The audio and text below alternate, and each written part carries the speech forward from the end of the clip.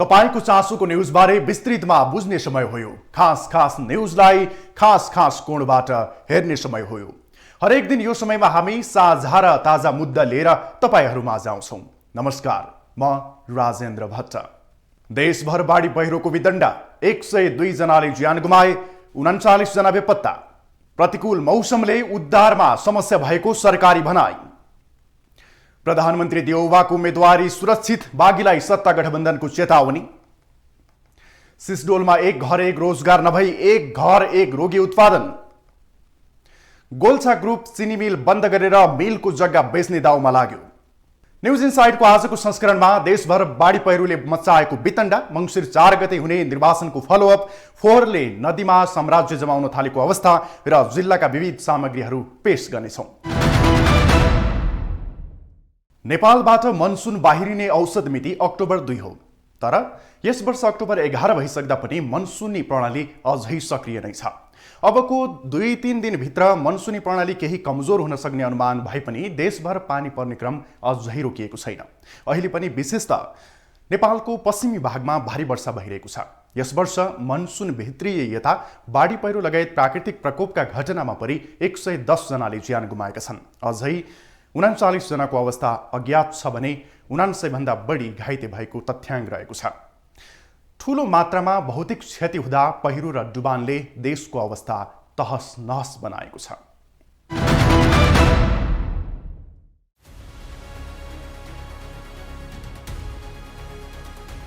यस पटक बडा दशैंपछि आकस्मिक रूपमा सक्रिय भएको मनसुनले नेपालीहरूको ठूलो चाडलाई नै खल्लो बनाइदियो।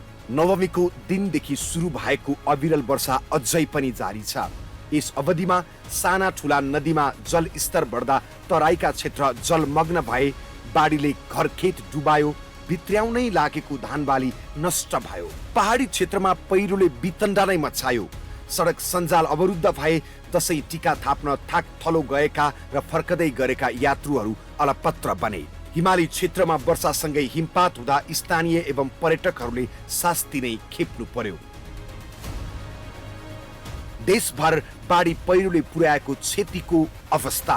बाढी पहिरोमा परि 110 जनाले ज्यान गुमाए, 39 जनाको अवस्था अज्ञात, 99 बढी घाइते।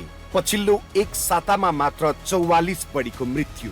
कर्णाली प्रदेशमा मात्र 480 घर परिवार विस्थापित। बर्दियामा सोमबारदेखिको बाढी 1000 घर डुबानमा, 5000 घर परिवार समस्यामा, बाँकेमा 1143 घरधुरी विस्थापित। यसरी पछिल्लो एक सातामा मात्रै पनि 44 जना भन्दा बढीले बाढी पहिरोमा परि ज्यान गुमाएका छन्। हजारौं परिवारहरू विस्थापित भएका छन्। भौतिक क्षति पनि त्यत्तिकै मात्रामा भएको छ। क्षतिहरूमा चाहिँ हाम्रो 268 वटा घरहरू क्षति भएको छ यो वर्ष मनसुनको कारणले। त्यो भनेको पूर्ण क्षति हो भने आंशिक क्षतिमा चाहिँ 78 वटा घरहरू आंशिक क्षति छ। र अहिले पनि यो मनसुन चलिरहेको र अहिले पनि देशका विभिन्न ठाउँहरूमा वर्षात भइरहेको, वर्षातको कारणले बाढी पहिरो गएको, राजमार्गहरू अवरुद्ध भएको घटनाहरूको अपडेट हामीलाई आइरहेकै छ। र सार्वजनिक सम्पत्ति क्षतिमा अब जस्तो पक्की पुलहरूको क्षति भएको छ, जस्तो 6 वटा पक्की पुलहरू क्षति भएको छ, झोलुङ्गे पुलहरू क्षति भएको छ, कतिपय आयोजनाहरू सरकारी कार्यालय र सामुदायिक भवनहरू पनि क्षति भएको र निजी आवासहरू पनि क्षति भएको छ।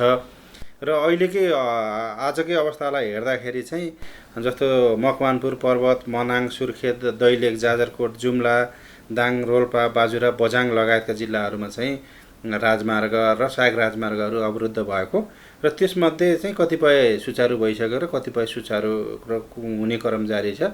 र स्थानीय प्रशासनको चाहिँ समन्वयमा स्थानीय निकाय अनि सुरक्षा निकायहरू लगायत चाहिँ बाट आवश्यक मेसिनरी र साधन स्रोतको प्रयोग गरेर खुलाउने पहल पनि भइरहेको छ।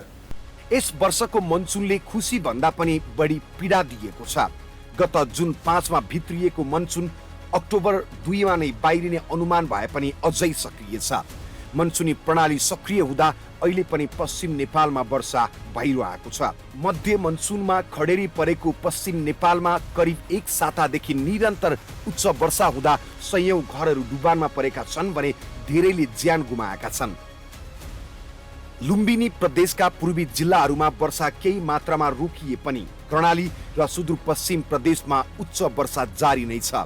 पछिल्लो एक सातामा वर्षाका कारण आएको पहिरो तथा विभिन्न प्राकृतिक विपदमा परि कर्णाली प्रदेशभर 33 जनाको मृत्यु हुँदा 22 जना मानिस बेपत्ता छन् भने 21 जना घाइते भएका छन्। वर्षाका कारण घरमा क्षति पुगेर 480 जना विस्थापित भएको प्रहरीले जनाएको छ।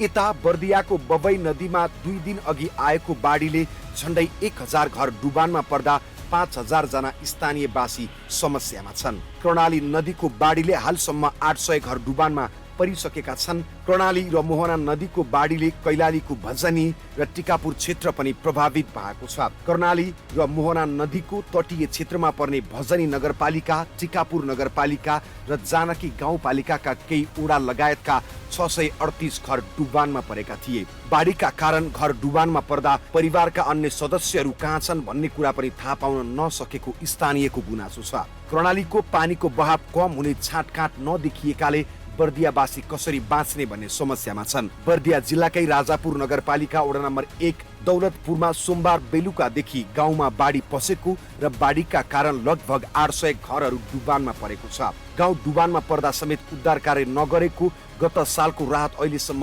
नपाएको गुनासो त्यहाँका स्थानीयहरू गर्छन्।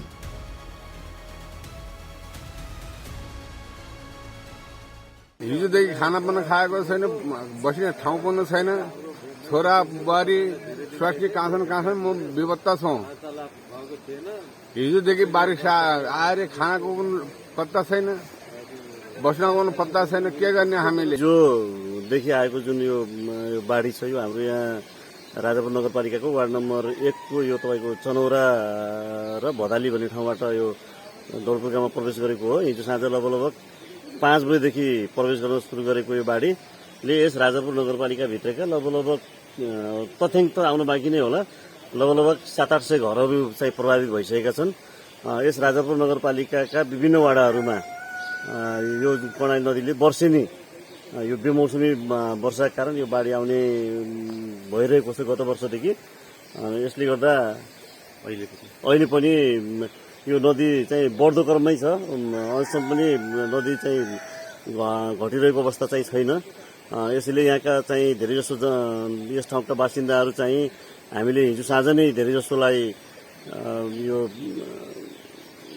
स्थायी वासस्थान, यो अस्थायी वासस्थानका लागि हामीले यो नेराप्रावि स्कुलतिर अनि उनीहरूका आफन्तहरू कहाँ धेरैलाई उद्धार गरेर पठाइसकेका छौँ भने केही अझै पनि बाँकी छ। अहिले भर्खरै नगरपालिकाकोलाई फोन गरेर नेपाल प्रहरीको एउटा टिम आएर यो चनौराबाट केही व्यक्तिहरूलाई उद्धार गर्ने कार्य चाहिँ हुँदैछ। सालमा आएको बाढीले दौलतपुर गाउँ र हाम्रो घरबार विहीन जाने बनाएर हामी जाने पीडित भएर जाने बसिरहेका छौँ। 2078 सालमा आएको बाढीले पनि यो दौलतपुर गाउँले एउटा राहत पनि पाएको छैन।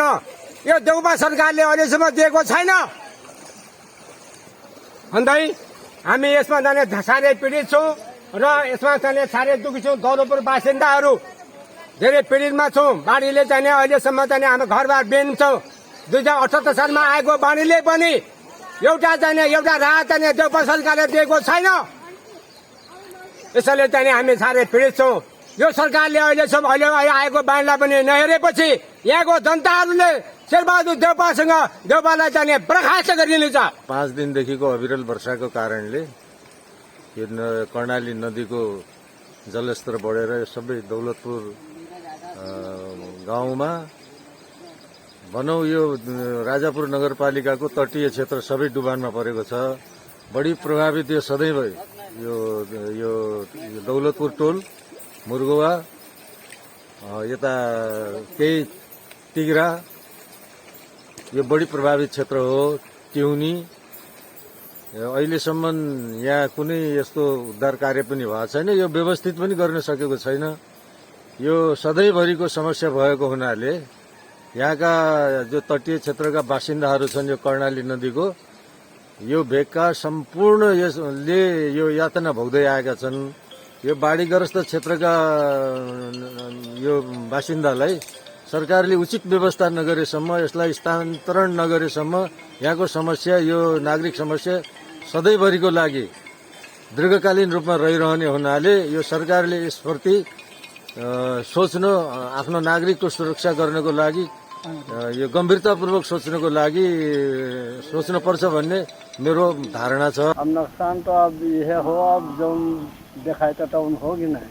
अब का भैया मैं बताऊं, अब खेती पर तो हुई बा, अब सब कोई भगाई जाती, कोई नहीं भगाई दे भाई सामान तो रात को हला तो मैंने होना तो पोहा ना हो मैंने तो बहुत भगाई जाती, तो बहुत अब बताइए तो हो का हाम्रो यो सौगतले भट्टा बनाएको छ। अनि भट्टा बनाउँदाखेरि बाँस बनाएको छ, त्यहीको अलिकति डुड हाल्यो, त्यो बाटो पनि आयो र अनि घुमेर उतातिरबाट भट्टातिर गएर उता जौता भरियो र अनि हाम्रो गाउँ पस्यो, टोलो पस्यो पानी। एकदम टन्न पानी आयो, अनि 7 बजेतिर पानी आयो, 6 बजेतिर अनि हामी निक्ल्यौँ। हाम्रो धानबाली त केही छैन, सबै लग्यो। घरको अवस्था त नजुक छ, अझै पानी छ तर भित्र गएको छ, भित्र एक बित्ता जति पानी भित्र पसेको छ, आँगनमा टन्नै पानी छ। पानी छ टन्नै। अनि खेतबारीको धान हाम्रो एउटा पनि छैन, सबै पऱ्यो। आज 3 दिन भयो पानी परेको, भैया आएको 3 दिन टन्न पानी छ, एउटा घन्टाको पनि छैन त्यस्तो पानी। सधैँ बाढी आउँछ, पोटाल पनि यस्तै हो, अहिले पनि यस्तै हो। बाढी आएर हाम्रो खेतबारी सधैँ नोक्सान गर्छ। यता पानी नाप्ने यन्त्र नै डुबाएको राप्ती नदीमा भने अहिले पानीको सतह घटेको छ। गत शुक्रबार राप्ती नदीमा पानीको सतहले 9 मिटर पार गरिसकेको थियो। गत शुक्रबार राप्ती नदीमा आएको बाढीले बाँकेका राप्ती, सोनारी, डुडुवा र नैनापुर गाउँपालिकाका 158 घरमा पूर्ण क्षति भएको छ। बाँकेमा 1456 घरमा आंशिक क्षति भएको छ भने बाढीका कारण हालसम्म 1143 घरधुरी विस्थापित भएका छन्। अविरल वर्षाका कारण लुम्बिनी प्रदेशको रोल्पा बाहेक सबै जिल्लाहरू प्रभावित भएको बताइएको छ। पछिल्लो समय मनसुन सक्रिय हुँदा प्रदेशमा सबैभन्दा बढी दाङ जिल्ला प्रभावित भएको छ। प्रदेशभरि हालसम्म डुबानमा परेका 3851 घर र गोठ मध्ये 2961 दाङ जिल्लाका मात्र छन्। मुलुक अहिले प्रकोपको पीडाले पिल्सिएको छ। पहिरोले पुरेर कैयौं बेपत्ता छन् भने बाढीले घरबार बगाउँदा बिचल्लीमा पर्नेको संख्या पनि उत्तिकै रहेको छ। प्राकृतिक प्रतिकूल मौसमका कारण उद्धारमा कठिनाई देखिएको छ। पीडितहरू राहत नपाएर विद्यालय लगायतका सार्वजनिक स्थलको छानामुनि ओत लाग्न बाध्य छन् भने कतिपयले त झन खुला आकाश मुनि नै बस्नुपर्ने बाध्यता छ। यस्तो अवस्थामा राहत तथा उद्धार कार्यलाई सरकारले कसरी अगाडि बढाएको छ, हामीले गृह मन्त्रालयसँग प्रतिक्रिया लिएका छौं। नमस्कार, म प्रशान्त ठाकुर। मुलुकमा अहिले वर्षाको कारण बाढी, पहिरो जस्ता प्रकोप आइरहेको छ, जसले गर्दाखेरि ठूलो मात्रामा जनधनको क्षति भएको छ। नेपालमा वर्षेनी प्रकोपका कारण थुप्रैले ज्यान गुमाउने गर्छन् भने धेरैजना घरबार विहीन हुनुपर्ने अवस्था हुन्छ। यति बेला पनि त्यही अवस्था दोहोरिएको छ र अहिले मुलुकमा प्रकोपको पीडा बढिरहँदा, बाढी पहिरो आइरहँदा गृह मन्त्रालयले राहत तथा उद्धारको लागि के कस्तो कार्य गरिरहेको छ भन्ने विषयमा कुराकानी गर्नको लागि मसँग गृह मन्त्रालयको विपद तथा द्वन्द्व व्यवस्थापन महाशाखा प्रमुख प्रदीप कोइराला हुनुहुन्छ। यहाँलाई स्वागत छ। हस्, धन्यवाद। अहिले विशेष त यो पछिल्लो 2 सातामा भनौँ भारी वर्षाका कारण चाहिँ ठुलो मात्रामा जनधनको क्षति भएको छ। तपाईहरु राहत तथा उद्धारको लागि के गर्दै हुनुहुन्छ? यस वर्षको जुन मनसुन भयो त्यो अलिकति पहिला नै पनि सुरु भयो र अरू बेलाको तुलनामा अलि बढी पनि पानी पर्यो र यो चाहिँ जल तथा मौसम विज्ञान विभागले पहिले नै फोरकास्ट पनि गरेको थियो। अनि त्यसअनुसार हामीले मनसुन सुरु हुनुभन्दा अगाडि नै यो मनसुनलाई कसरी रिस्पोन्स गर्ने प्रतिकारी कार्ययोजना स्वीकृत गरेर यहाँ माननीय गृहमन्त्रीज्यूको अध्यक्षतामा हामी कमिटी बसेर त्यसलाई स्वीकृत गरेर सबै मन्त्रालय, विभाग, सबै सम्बद्ध पदाधिकारीलाई अब यस वर्ष मनसुनमा बढी पानी पर्छ, एलर्ट भएर बस्ने भनेर हामीले सबैलाई चाहिँ एक किसिमको एलर्ट अवस्थामै राखेका थियौँ। त्यसपछि मनसुन सुरु भयो र मनसुनमा जुन पानी पर्यो यसले चाहिँ अलिकति यो रोडहरू ब्लकेट गर्ने, त्यो बाटोहरू बन्द गरिदिने, अनि त्यो सिँचाइका सिस्टमहरू चाहिँ भत्काइदिने, अनि नदीको बहावमाथि उठेर नदीको तटबन्ध तोडेर गाउँमा पस्ने र त्यसपछि र सबभन्दा महत्त्वपूर्ण चाहिँ त्यो पहिरो, पहाडमा पहिरो जाने, यस्ता घटनाहरू चाहिँ यो मनसुनमा देखिए। अनि त्यो देखिसकेपछि हामीले जो सम्बद्ध लाइन एजेन्सीहरू हुन्छ उहाँहरूलाई चाहिँ जस्तै अब बाटो अवरुद्ध भयो भने सडक विभागले आफ्नो डोजर एक्सकाभेटर चाहिँ त्यही सम्बन्धित ठाउँमै राखेर उहाँले त्यसलाई सफा गर्नुहुन्छ। जस्तो अहिले न्युज हेर्नुभयो भने बाटो अवरुद्ध भन्ने न्युज आउँछ, भोलिपल्ट फेरि त्यो बाटो चाहिँ क्लियर भन्ने न्युज आएछ। किनभने उहाँहरू अहिले मनसुनभरि त्यहीँ नै बसेर इन्जिनियरको टोली नै बसेर सफा गरिरहनु भएको छ। त्यसै गरी त्यो जुन तटबन्धको कुरा, जस्तै अब कोशी नदीमा जुन बेलुकामा जुन तटबन्ध फुट्यो, अब त्यसमा चाहिँ त्यो ठुल्ठुलोमा के हुँदो रहेछ भने तत्काल काम गर्न चाहिँ पानीको बाब छिरिसकेपछि त्यहाँ रोक्न नसकिने रहेछ। पानीले जति हाल्यो फेरि काटिहाल्छ त्यहाँनिर, पानीको बाब केही अलिक घटेपछि अनि फेरि काम गर्न मिल्दो रहेछ त्यहाँनिर। मैले त्यस हिसाबले सिँचाइले काम गरिरहेछ। अनि यो नदीको चाहिँ अहिले यो बाँके, बर्दिया र दाङका जुन अहिले यो हालसालै यो हप्तामा चाहिँ जुन धेरै पानी परेर व्यापक डुबान भयो त्यो क्षेत्रमा, त्यो न्युजहरू फलो गर्नुभयो, त्यहाँ तथ्याङ्कहरू हेर्नुभयो भने त्यहाँ मानिसको मृत्यु भएको चाहिँ कम छ, तर डुबान भएको, विस्थापित भएको, घर क्षति भएको, पूर्ण क्षति, आंशिक यस्तो घटनाहरू धेरै छ। भने यो किन चाहिँ भन्दाखेरि हामीले अग्रिम सूचना दिएका थियौँ, यसरी बाढी आउँदैछ, त्यस कारणले तपाईँहरू चाहिँ एलर्ट भएर बस्नु भनेको थिएँ। मान्छेहरू बाढी आउँदा आउँदै उम्केर आखिर ज्यान त जोगाउनु सफल भयो। ज्यान जोग्यो भने चाहिँ हाम्रो अलिकति अर्ली वार्निङ चाहिँ हामीले जुन जुन रिभरमा लगाएको छ त्यो अर्ली वार्निङले अलिअलि काम गरेको छ। अब अहिले अलिकति यो क्षति अलिक बढी भएको, मानवीय क्षति र जुन धनको क्षति बढी भएको चाहिँ पहिरो हो। फेरि अब पहिरोको हकमा चाहिँ अब त्यसको अर्ली वार्निङ चाहिँ हुँदैन। पानी परेपछि नेपालका चाहिँ यो योङ माउन्टेन भएको हुनाले हाम्रो चाहिँ पहाडहरू जोखिमयुक्त पहाड भए, अनि सबैको भौगोलिक अध्ययन पनि भइसकेका छैन। कुन ठाउँमा बस्ती बसाउन मिल्छ, कुन ठाउँमा बस्ती बसाउन मिल्दैन, त्यसको अध्ययन पनि अहिले चाहिँ भएको छैन र त्यो अध्ययनकै क्रममा छ, अहिले गर्नुपर्छ भन्ने मात्रै हो। त्यस कारणले पहिरो चाहिँ आकस्मिक रूपमा आउने र राति सुत्या बेलामा घरै जम्मै ढ्याक्कै बगाएर मानिसको मृत्यु हुने त्यस्तो घटनाहरू चाहिँ अलिकति बढी छ।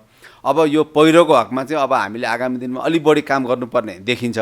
तर अब काम त गरौँला, तर रिस्पोन्स त गरिहाल्नु पऱ्यो। अहिले पहिरोबाट चाहिँ मानिसको जुन मृत्यु भएकोलाई, घाइते भएकोलाई उद्धार गर्नु पऱ्यो भन्दा मृत्यु भएको हकमा हाम्रो चाहिँ राहतको मापदण्ड छ।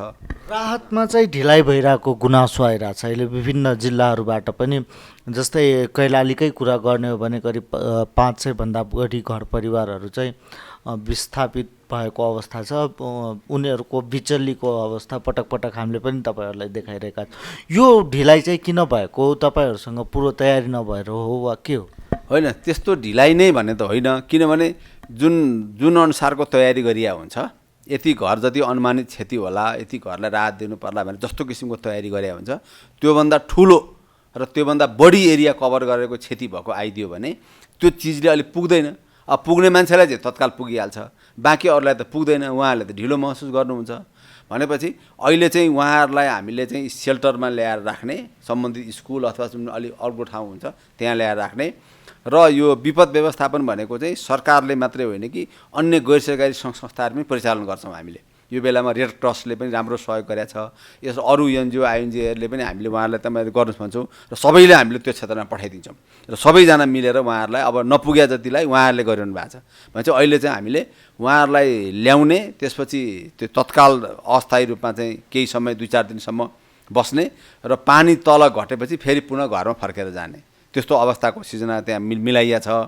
अब जुन घरको जुन क्षति भएको हुन्छ त्यो फेरि नेपाल सरकारको राहतको मापदण्डमा चाहिँ क्षति भएकोलाई क्षतिपूर्ति दिने भन्ने छैन। क्षति भएपछि त्यो न्यूनतम रूपमा तत्काल सर्भाइभको लागि थोरै राहत दिने हो र हाम्रो मापदण्डले बढीमा 15,000 दिन मिल्छ भन्छ। भनेपछि हामीले एउटा घरलाई बढीमा 15,000 रुपियाँ दिन्छौँ। अब मानिसको घर त अब लाखौँ क्षति भएको हुन्छ, अनि त्यस कारणले उहाँहरूले कम्प्लेन हामीले जम्मा यो 15,000 पाएर के गर्ने, हाम्रो त्यहाँ लाखौँ रुपियाँको घर गयो भन्नुहुन्छ। त्यसै सरकारले चाहिँ यो विपदमा क्षतिपूर्ति नै दिँदैन, तत्कालको लागि राहतको लागि केही यसो मिनिमम मात्र दिने हो। त्यति गर्दा पनि हाम्रो यहाँ वार्षिक चाहिँ झन्डै अरब जति पैसा जान्छ त्यो 15,000ले नै गर्दाखेरि पनि। अब धेरै गयो भने त कसरी राज्य कोषले फेरि केरी थ्याक्ला, त्यसैले मापदण्डै त्यस्तो बनाइएको छ। त्यसलाई सरकारले चाहिँ न्यूनतम उनीहरूलाई राहत दिने हो र क्षतिपूर्ति दिँदैन। सरकारले घोषणा गरेर हुन्छ नि यति दिने भनेर, कहिले 2 लाख फके, कहिले 50,000, विभिन्न मन्त्रीहरू जाँदाखेरि पनि राहतको प्याकेज घोषणा गरेर आउनुहुन्छ, तर ती राहत चाहिँ प्राप्त भएको हुँदैन। ती राहत प्राप्त नहुनुको कारण चाहिँ के होला? यही तपाईँहरूले एकातिर नीतिगत कुरा एकातिर हुन्छ, अनि मन्त्रीज्यूहरूले जुन राहतको लागि प्याकेज घोषणा गरेर जानुहुन्छ त्यो चाहिँ एउटा लोकप्रियताको लागि मात्रै हो कि के छ व्यवस्था? होइन, त्यस्तो प्याकेजै घोषणा गर्नु भन्ने त होइन। उहाँहरूले चाहिँ अब हामीले भइरहेको जुन ऐन नियम कानुनमा जे व्यवस्था छ त्यो व्यवस्था कार्यान्वयन गर्छौँ भनेर भन्ने हो उहाँहरूले होइन, र त्यही अनुसार हामीले पनि कार्यान्वयन गर्ने हो। जस्तै अब जुन 2 लाखको कुरा गर्नुभयो, त्यो राहतको मापदण्डमा के भनिएको छ भने मानिसको मृत्यु भएमा 2 लाख पाउने भनिएको छ। र अहिले हेर्नुभयो भने जहाँ जहाँ मृत्यु हुन्छ उहाँहरूको हकमा हामीले 2 लाख रुपियाँ तुरुन्तै सिडिओ साहबहरूले गएर दिनुभएको छ। मान्छे कुनै कसैले मृत्यु भएको तर 2 लाख पाइन भन्यो भने हामीलाई आएर कम्प्लेन गर्नु हामी तुरुन्तै भनिहाल्छौँ, किन त्यो चाहिँ उहाँले तुरुन्तै मापदण्डमै लेखेको छ। त्यसै गरी घर क्षति भएकोमा बढीमा 15,000, अब आंशिक क्षति भएकोमा 2,000, 3,000, 5,000 पनि हुन्छ त्यहाँ। भनेपछि त्यति पैसा उहाँहरूले न्यूनतम पाइहाल्नुहुन्छ। अब ठुल्ठुलो जुन कसैले अपेक्षा गर्नुहुन्छ, जस्तै अब त्यो दार्चुलामा चाहिँ बाढीले ठुल्ठुलो पक्की घरै बगायो, अब उहाँहरूको त लाख होइन करोडको रहेछ त्यहाँ होइन। अब त्यो घरमा त उहाँहरूले भनेअनुसार त केही पनि पाइँदैन फेरि होइन, किन त्यसको न्यूनतमले दिने हो, यहाँ क्षतिपूर्ति दिँदैन। त्यसै गरी अर्को आउने गुनासो भनेको चाहिँ हामीसँग यो बिजनेस गते कसैको पसलमा आगलागी भएर पसल क्षति भयो भने खोइ सरकारले मलाई राहत दिएन भन्ने हुन्छ। त्यस्तो बेलामा हाम्रो राहतको मापदण्डले समेट्दैन। हामीले प्राइभेट सेक्टरको हकमा चाहिँ बिमा गर्नुपर्छ भन्छौँ, इन्सुरेन्स गर्नुपर्छ र बिमाबाट कभर गर्नुपर्छ। यो त केही पनि आर्थिक अवस्था नभएको अति गरिबलाई सरकारले तत्काल गुजाराको लागि यसो थोरै पैसा दिने मात्रै मापदण्डमा राखिएको छ। एउटा यो भयो। अनि अलिकति गुनासो आउने भनेको चाहिँ त्यो कृषि बाली क्षतिको अस्तिको हकमा जुन धेरै ठाउँमा कृषि बाली क्षति भयो त्यो चाहिँ निर्णय पनि भयो चाहिँ हामीले राहत दिने भनेर।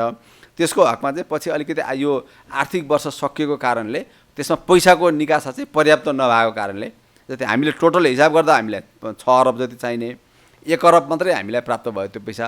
त्यही पैसा डिस्ट्रिब्युट गर्दाखेरि त मान्छेले पाउनु भएन भन्दा उहाँहरूको पनि गुनासो आउने भयो।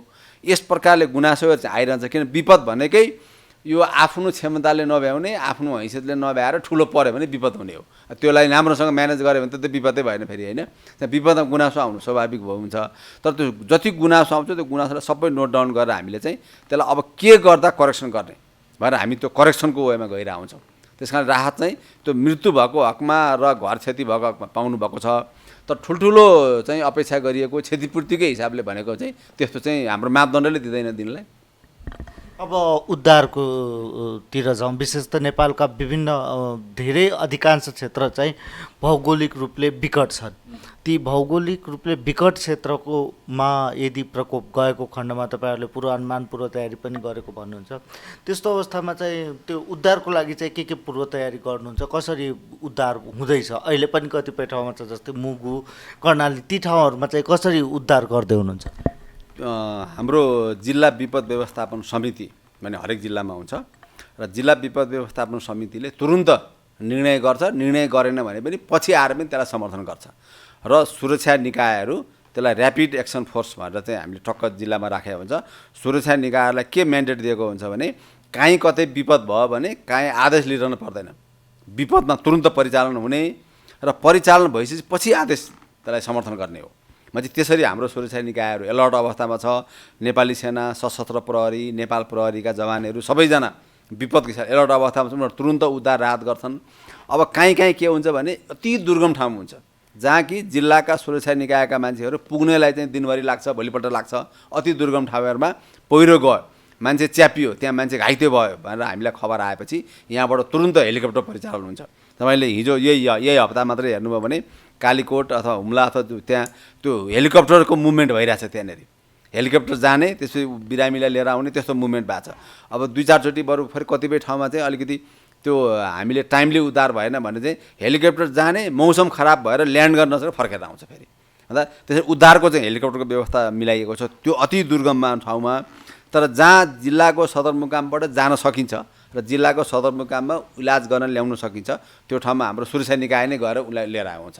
भने चाहिँ अहिले हाम्रो उद्धारको लागि यस्तो व्यवस्था मिलाएको छ। अहिले अझ पनि मौसम विभागले जसरी भनौँ न पूर्वानुमान गर्दाखेरि अहिले केही फोरकास्टिङ मिलिरहेको छ, तर त्यो अनुसारको पूर्व तयारी चाहिँ पुगेको देखिँदैन कतिपय स्थानहरूमा। चाहिँ त्यो चाहिँ समन्वयको कमजोरी हो वा के हो? होइन, त्यो पनि होइन। पूर्व तयारी चाहिँ भएको हुन्छ, अलर्ट अवस्थामा रहने, खोज उद्धार सामग्रीहरू तयार पारेर राख्ने, अनि एउटा म्यापिङ गरेर कुन ठाउँमा जोखिमयुक्त टेन्टेटिभ छ म्यापिङ गरेर त्यहाँ कसरी जाने भनेर सबै किसिमको तयारी चाहिँ हुन्छ। तर जुन मैले अघि भने विपद भनेकै यस्तो हो जुन कि अनुमानभन्दा फरक आइदिन्छ। अब हामीले एक ठाउँमा यो डाँडा चाहिँ अलिकति भलनरेबल छ, यो चाहिँ पहिरो जान सक्छ है भनेर जिल्लामा म्यापिङ गरेर सिडिओ साहबले राख्नु भएको छ। सुरक्षा निकाय पनि तयार अवस्थामा बसेको छ, त्यहाँ भोलि केही पहिरो भयो भने जानुपर्छ भनेर होइन। तर त्यहाँ जाने क्रममा त्यहाँ मात्रै पहिरो आएन, त्योभन्दा ओल्लो डाँडा पनि पहिरो आइदियो र बाटै बन्द गरिदियो भने त फेरि त्यहाँ जान सकेन त्यहाँनिर होइन। अनि त्यहाँको मान्छेहरूले त खोइ हामीलाई टाइमले उद्धार भएन भनेर उहाँले भन्नु स्वाभाविक हो। फेरि त्यो त्यस कारणले विपद भनेकै अनुमानभन्दा परको ठुलो विपत्ति आएर विपद हुने हो। त्यसैले सक्दो प्रयास उहाँहरूले गरिरहनु भएको छ र अहिले चाहिँ धेरै यो उद्धारमा धेरै समस्या अहिले कम देखिन्छ।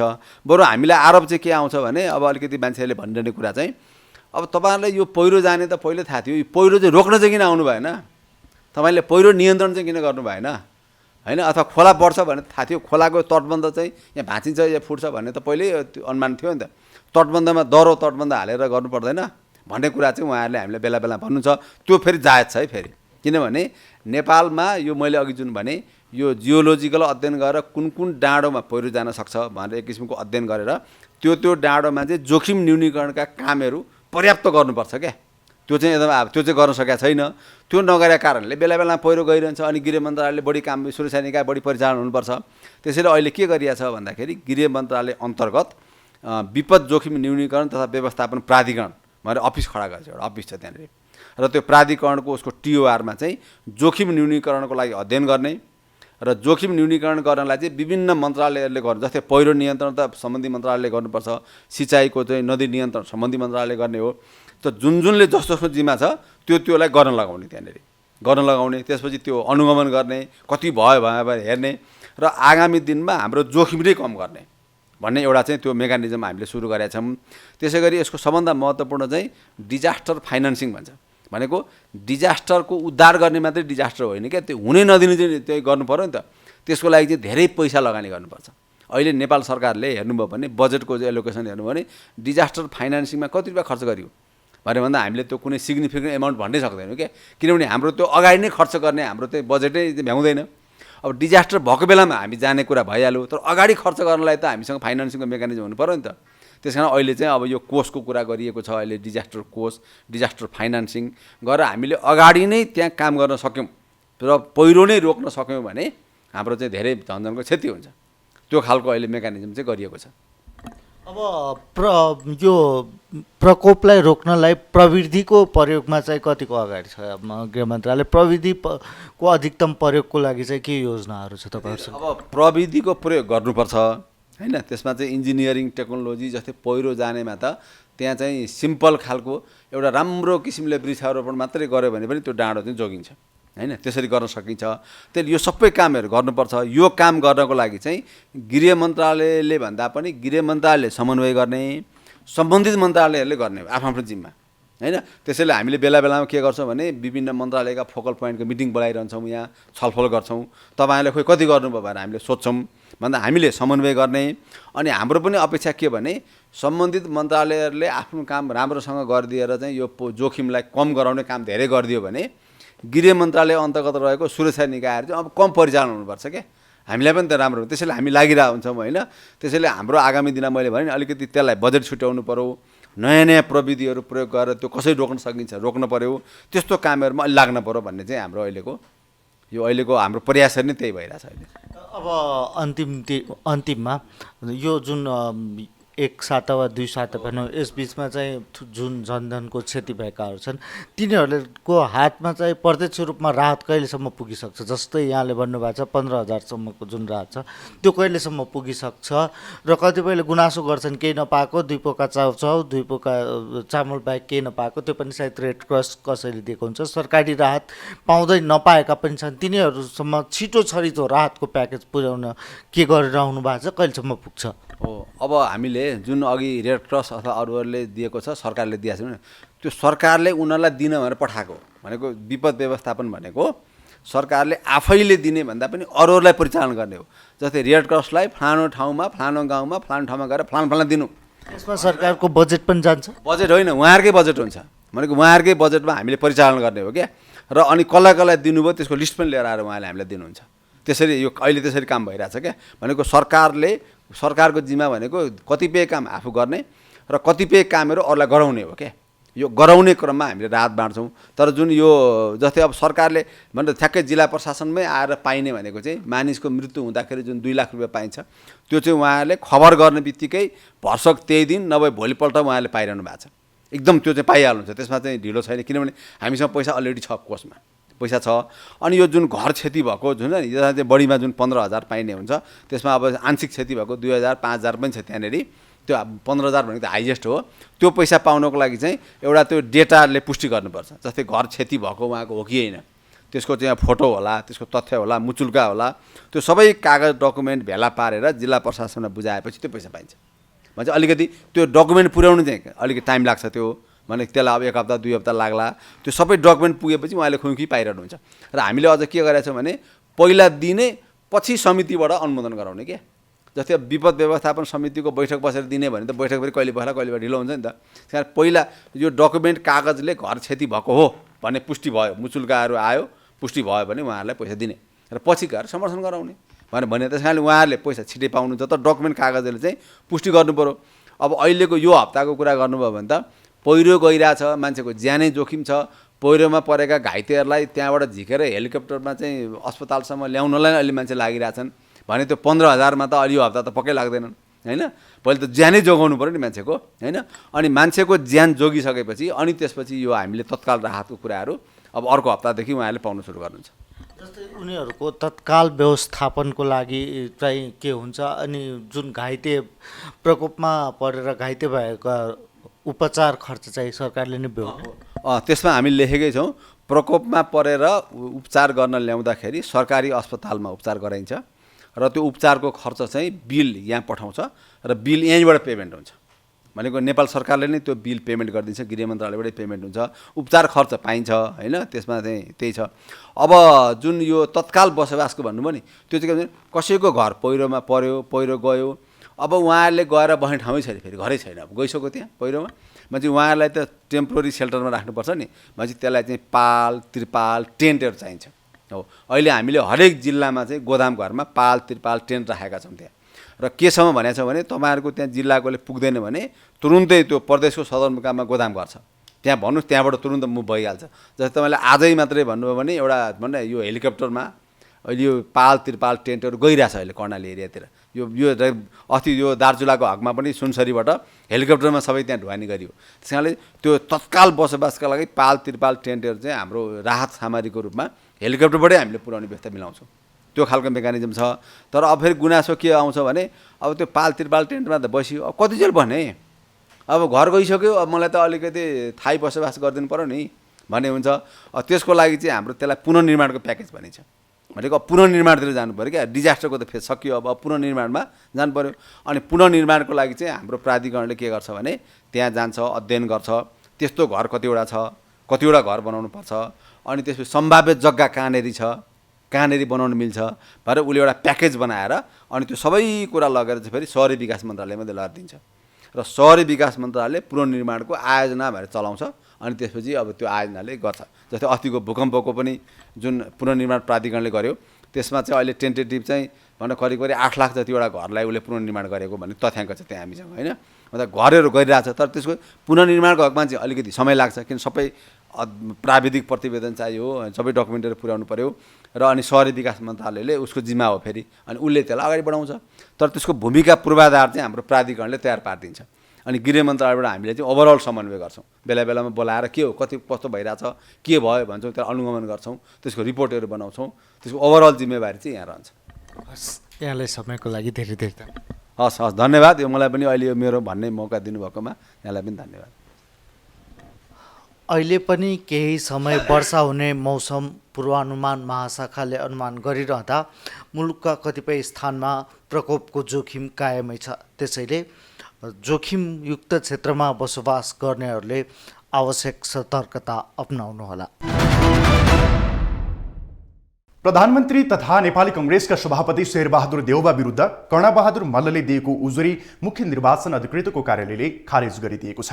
आगामी प्रतिनिधि सभा निर्वाचनका लागि देउवाले डडेलधुराबाट उम्मेदवारी दिएका थिए। देउवाको उम्मेदवारी विरुद्ध मल्लले मतदाता नामावली र जन्मदर्तामा जन्ममिति फरक रहेको जिकिर गर्दै उजुरी दर्ता गराएका थिए। तर निर्वाचन आयोगले प्रिन्ट मिस्टेक भएको भन्दै देउवालाई बचाएको छ। देउबाको नागरिकतामा जन्ममिति विक्रम सम्वत 2003 साल जेठ 31 गते उल्लेख छ, तर मतदाता नामावलीमा भने जन्ममिति विक्रम सम्वत 2002 साल जेठ 31 लेखिएको छ। वास्तविक जन्ममिति भन्दा 1 वर्ष पहिलेको मिति मतदाता नामावलीमा उल्लेख भएको हुँदा देउबा विरुद्ध मल्लले उजुरी दिएका हुन्। मल्ल पूर्व कांग्रेस नेता हुन्, तर अहिले उनी प्रतिद्वन्द्वीको रूपमा उभिएका छन्। मल्लले देउबा विरुद्ध डडेलधुरामा उम्मेदवारी दिएका छन्। उनी कारवाहीमा पर्नु पूर्व नेपाली कांग्रेस डडेलधुराका सभापति र सुदूरपश्चिम प्रदेश सभा सदस्य समेत थिए। यसैबीच सत्तारूढ गठबन्धनले आधिकारिक उम्मेद्वार बाहेक बाँकी उम्मेदवारी दिएकाहरूलाई उम्मेदवारी फिर्ता लिन निर्देशनका साथमा चेतावनी दिएको छ। मंगलबार अपराह्न बालुवाटारमा प्रधानमन्त्री तथा नेपाली कांग्रेसका सभापति शेरबहादुर देउबा सहित बसेको सत्ता गठबन्धनका शीर्ष नेताहरूको बैठकले निर्देशनसहित चेतावनी दिने निर्णय गरेको हो। बैठकले असोज 26 गते दिउँसो 1 बजेभित्र बाँकी उम्मेदवारलाई चेतावनी फिर्ता लिइसक्न निर्देशन दिएको छ। प्रधानमन्त्री देउबा, नेकपा माओवादी केन्द्रका अध्यक्ष पुष्पकमल दाहाल प्रचण्ड, नेकपा एकीकृत समाजवादीका अध्यक्ष माधव कुमार नेपाल र राष्ट्रिय जनमोर्चाका अध्यक्ष चित्रबहादुर केसीले संयुक्त विज्ञप्ति जारी गर्दै बाँकी उम्मेदवारी फिर्ता लिन निर्देशन दिएका हुन्। पटक पटक काठमाडौँबाट नजिकै रहेको सिस्डो ल्यान्डफिल साइट चर्चामा आउँछ।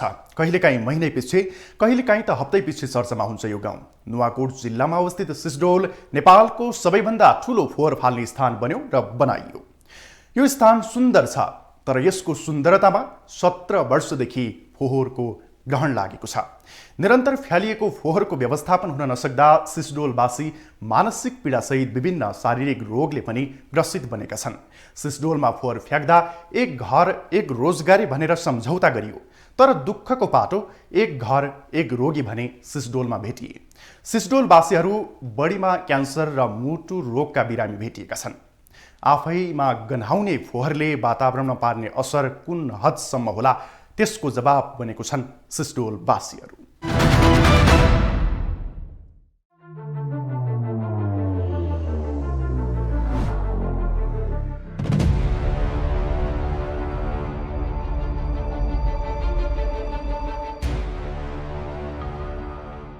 दुई 2062 साल जेठमा नुवाकोट स्थित सिस्डोलमा काठमाडौँ उपत्यकाको फोहोर विसर्जनका लागि सम्झौता गरियो।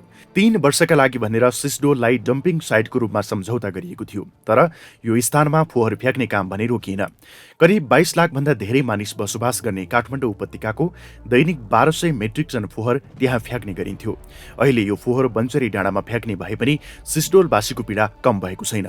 लगातार 17 वर्ष यहाँ फोहोर फ्यालिँदा सिस्डोलवासीले भोग्नु परेको व्यथा अस्पतालका बेडहरूमा समेत पुगेका छन्। पिप्लसमा गएर जचाएँ मबाट रत्नले पहिला, अनि जचाउँदाखेरि इङ्ग्लिस कपी गरेर हेर्दाखेरि बेलुकाखेरि अनि तपाईँलाई उसले भन्न त भनेनन् डाक्टरले, पछि थाहा भयो हामीलाई नि। पिप्लसमा जचाएर अनि भक्तपुर लिएर गए। भक्तपुरमा गएर जचाउँदै अनि राति नै 21 गते लिएर गएर 22 गते अपरेसन भइहाल्यो। अपरेसन हुँदाखेरि अनि क्यान्सर देखा पर्यो आन्द्रामा, मूल आन्द्रामा। बालेन्द्र शाह पनि आउनुभयो।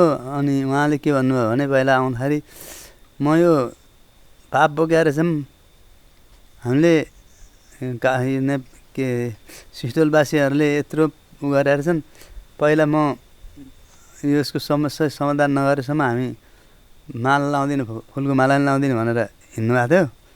अनि के भयो खै अचानक फेरि त्यतिकै पुलिसहरू लाएर 1 करोड फोहोर खनाएर बालिन्द्रलाई हटाउनु सुरु गरिसकेको थिएँ, डाउन गर्न लागेको थिएँ। पछि डाङडुङ गरेर यताउति गरेर मिलाएर फोहोर चाहिँ खनाउनु लागेको पुलिस आइरहेकै छन्। मान्छेहरूले चाहिँ त्यससँग गरे होलान् गर्छु त भनेन्। अब खै काठमाडौँ उपत्यकामा केही दिन फोहोर उठाउन ढिला हुने बित्तिकै महामारी फैलन थाल्छ। यस्तो अव्यवस्थित फोहोरमै वर्षौंदेखि जीवनयापन गरिरहेका यहाँका स्थानीयलाई कस्तो होला? सरकारले प्रतिबद्धता गर्दा त एक घर एक रोजगारी भनेको थियो, तर अहिले आएर एक घर एक रोगी उपहार स्वरूप पाएका छन्। यति मात्र नभई फोहोरले उर्वर जमिनको बालीनालीमा समेत असर गरेको स्थानीयको गुनासो छ। अहिले माथि 2-4 जना मरिसके, 1 जना माथि हुनुहुन्छ। मेरो माइती गाउँमा 1 जना दिदी हुनुहुन्छ। माइती गाउँमा पनि 6-7 जना मर्नु भइसक्यो। यहाँ घर गाउँमा पनि माथि मेरो अङ्कलहरू पर्ने बिरामी भइरहनु भएको छ। अहिले 2-3 जना अङ्कल आन्टी मर्नुभयो। क्यान्सर बाहेक चाहिँ अरू कस्तो कस्तो रोगहरू देखिन्छ गाउँमा? अहिले तपाईँको अब अहिले अरू रोगले चाहिँ यस्तै दम छ धेरै जस्तोलाई हेर्नु चाहिँ झाडा बान्ता छ। अब मेरै श्रीमानलाई औषधि खुवाइ यताउति हुनुहुन्थ्यो, यसो खुरखुरी यताउति हिँड्नुहुन्थ्यो, ठ्याक्कै झाडा बान्ता लगाइदिएर सर्लाकै ओछ्यानमै पर अलि भेटमा राख्नु पर्यो। हेर्नु मृत्यु कुरेर बस्नु पर्यो नि त। अब हामीले अरू उपाय छ त हाम्रो केही छैन नि। अब फोहोरको अड्डा बनाइएको सिस्डोलको कथा र व्यथा। ककनी गाउँपालिकाको तथ्याङ्क अनुसार 3वटा वडा बढी प्रभावित। वडा नम्बर 1, 2 र 3 मा क्यान्सर र मुटुका रोगीको संख्या धेरै। 17 वर्षको अन्तरालमा 35 भन्दा बढीको क्यान्सरबाट मृत्यु। मुटु रोगीको संख्या पनि 300 भन्दा बढी। दैनिक सरदर 25 देखि 30 जना स्थानीय स्वास्थ्य चौकी धाउँदै। सिस्डोलको यो अवस्थाले पनि छर्लङ्ग पार्छ फोहोरबाट सृजित समस्या कति विकराल हुन्छ भन्ने। सम्झौता बमोजिम काम नहुँदा र सम्झौता सरकारी पक्षबाट पालना नहुँदा राज्यबाट सिस्डोलवासीले पाएको उपहार हो यो। अझै पनि स्वास्थ्य चौकी र अस्पताल धाउने सिस्डोलवासीको संख्या ठूलो छ। झ्याट्ट हेर्दा देखिने भनेको फोहोरको कारणले देखिने भनेको चाहिँ अब जस्तो स्किन एलर्जी हैन। अब जस्तो धुलोहरू हिउँदमा एकदमै धुलो हुन्छ, बर्खामा एकदमै हिलो हुन्छ, त्यो लिचरहरू बगेको हुन्छ, त्यहाँ टेकेर आउनुहुन्छ उहाँहरू। अब घाँसपात गर्नुहुन्छ, अब त्यो लिचरहरू सबै खोलामा गएको छ, अनि त्यो खोलाको मिक्स भएर पानी उहाँहरूको खेतसम्म गएको छ। उहाँहरू बालुवाहरू झिक्नुहुन्छ होइन खोलाबाट, अनि उहाँहरूलाई एकदमै प्रत्यक्ष देखिने भनेको अब त्यो पनि हो होइन। अनि त्यसपछि आँखाहरू पोल्ने होइन, आँखा पाक्ने, अनि उहाँहरूलाई खोकी लाग्ने, लामो लगातार खोकी लागिरहने, अनि दमहरू बढ्ने, अब त्यस्तो खालको समस्याहरू चाहिँ देखिएको छ होइन। अब अरू भनेको अब जस्तो क्यान्सरहरू पनि अहिले फाटाफुटा होइन देखिएको छ पहिलाको भन्दा धेरै। अब क्यान्सर पीडित भएर मर्नु पनि भएको छ होइन। अब त्यस्तो चाहिँ यहाँ देखिएको छ। अब डाइरियाहरू होइन, अब जस्तो डाइरिया अब कलेरा होइन, हैजाहरू त्यस्तो देखिएको छ, जसले गर्दा चाहिँ अब फोहोरकै कारणले भनेर अब सायद यस्तै देखिएको छ होइन। फोहोर फ्याल्न अघि काठमाडौँ महानगरपालिका र स्थानीय बीच भएको सम्झौतामा फोहोर मैलाबाट पर्ने स्वास्थ्य समस्या सम्बोधन गर्न स्वास्थ्य बिमा गरिदिने बुँदा पनि उल्लेखित थियो। यसका लागि काठमाडौँ महानगरपालिकाले धुनी बेसी नगरपालिका वडा नम्बर 1, 3, 4 र ककनी गाउँपालिका वडा नम्बर 1, 2 र 3 का प्रभावित क्षेत्रमा स्थानीय बासिन्दालाई नेपाल स्वास्थ्य बिमा बोर्डबाट स्वास्थ्य बिमा गरिदिने सम्झौता गरेको थियो। तर त्यसो भएन र गरिएन पनि।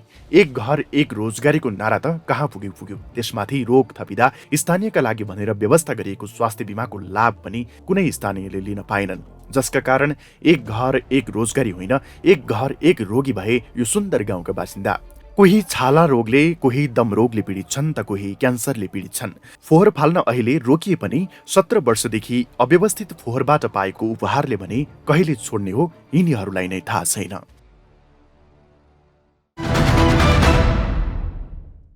मानवीय अस्तित्वलाई बचाउन हावा, पानी र माटोको निकै महत्त्वपूर्ण भूमिका हुन्छ। तर तिनै मानव अस्तित्व बचाउने तत्त्वहरूलाई हामीले कति बचाएका छौँ, कति सुरक्षित राखेका छौँ, कति महत्त्वपूर्ण ठानेका छौँ। पछिल्लो समयमा मानवीय क्रियाकलापको कारण हावा, पानी र माटोको प्रदूषण निकै बढ्दो क्रममा छ। हामीले उत्पादन गर्ने सहर केन्द्रित फोहोर मात्रै 31.51% नदी तथा खोला किनारमा फ्यालिने गरेको छ। 40 को दशकको अन्तिमसम्म कलकल बग्ने बागमतीको आज विद्रूप रूप देख्नेहरूले दोष कसलाई दिने? बागमतीसँगै काठमाडौँ उपत्यकाभित्रका उसका सबै सहायक नदीहरूको अवस्था जे जस्तो छ त्यसको दोष कसले लिने? काठमाडौँ उपत्यकाभित्रको नदीहरूको अवस्था चितवन पुगे नारायणीको हालत के होला? धादिङ पुगे त्रिशुली कस्तो बन्लिन्? म्याग्दी, बागलुङ र पर्वतमा फोहोर बढे कालीगण्डकी कसरी बग्लिन्? यो प्रश्न अब विचारणीय बनेको छ। नेपालका अधिकांश नदीहरू पवित्र गङ्गाका मुख्य सहायक नदीहरू हुन्। गङ्गालाई स्वच्छ पार्न नेपालका यिनै नदी नालाहरूको भूमिका प्रबल छ। हिन्दू धर्ममा अहम स्थान राख्ने गङ्गा र नेपालभित्रका विभिन्न गङ्गा नदीहरू स्वच्छ राख्न र पुनर्जीवन दिन फोहोरको विसर्जन नदीमा गरिनुहुन्न।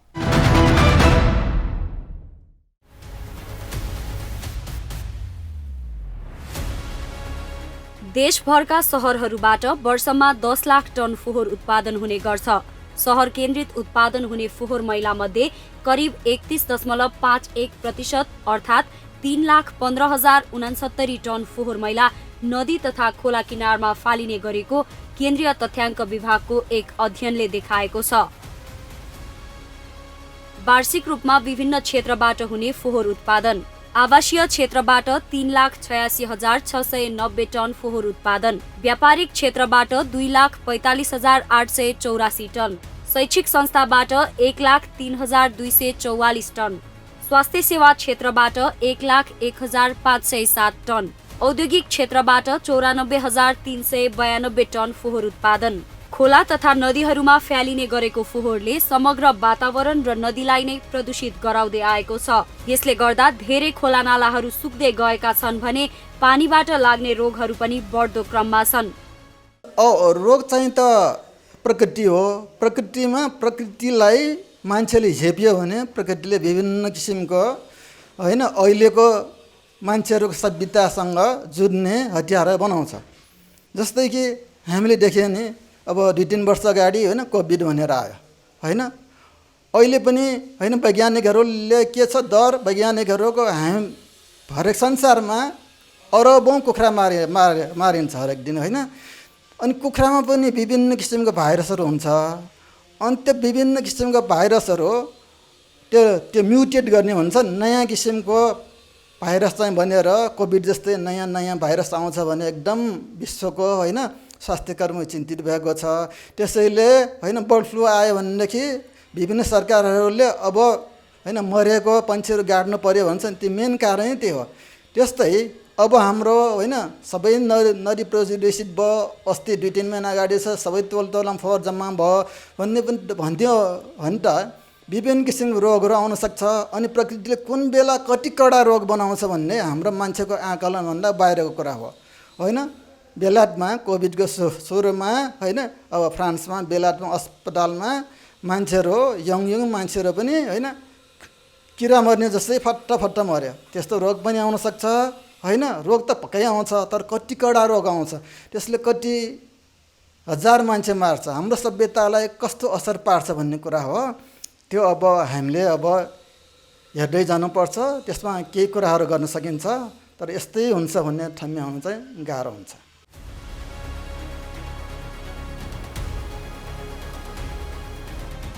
बागमती र विष्णुमती नदीमा एकपटक पानी पर्यो भने लाखौं प्लास्टिकको झोला मिसिने गरेका छन्। यहाँको आधा जनसङ्ख्या वा 15 लाख मानिसले सालमा 100वटा झोला बाटोमा फ्याल्यो भने 15 करोड प्लास्टिकको झोला नदीमा पुग्छ।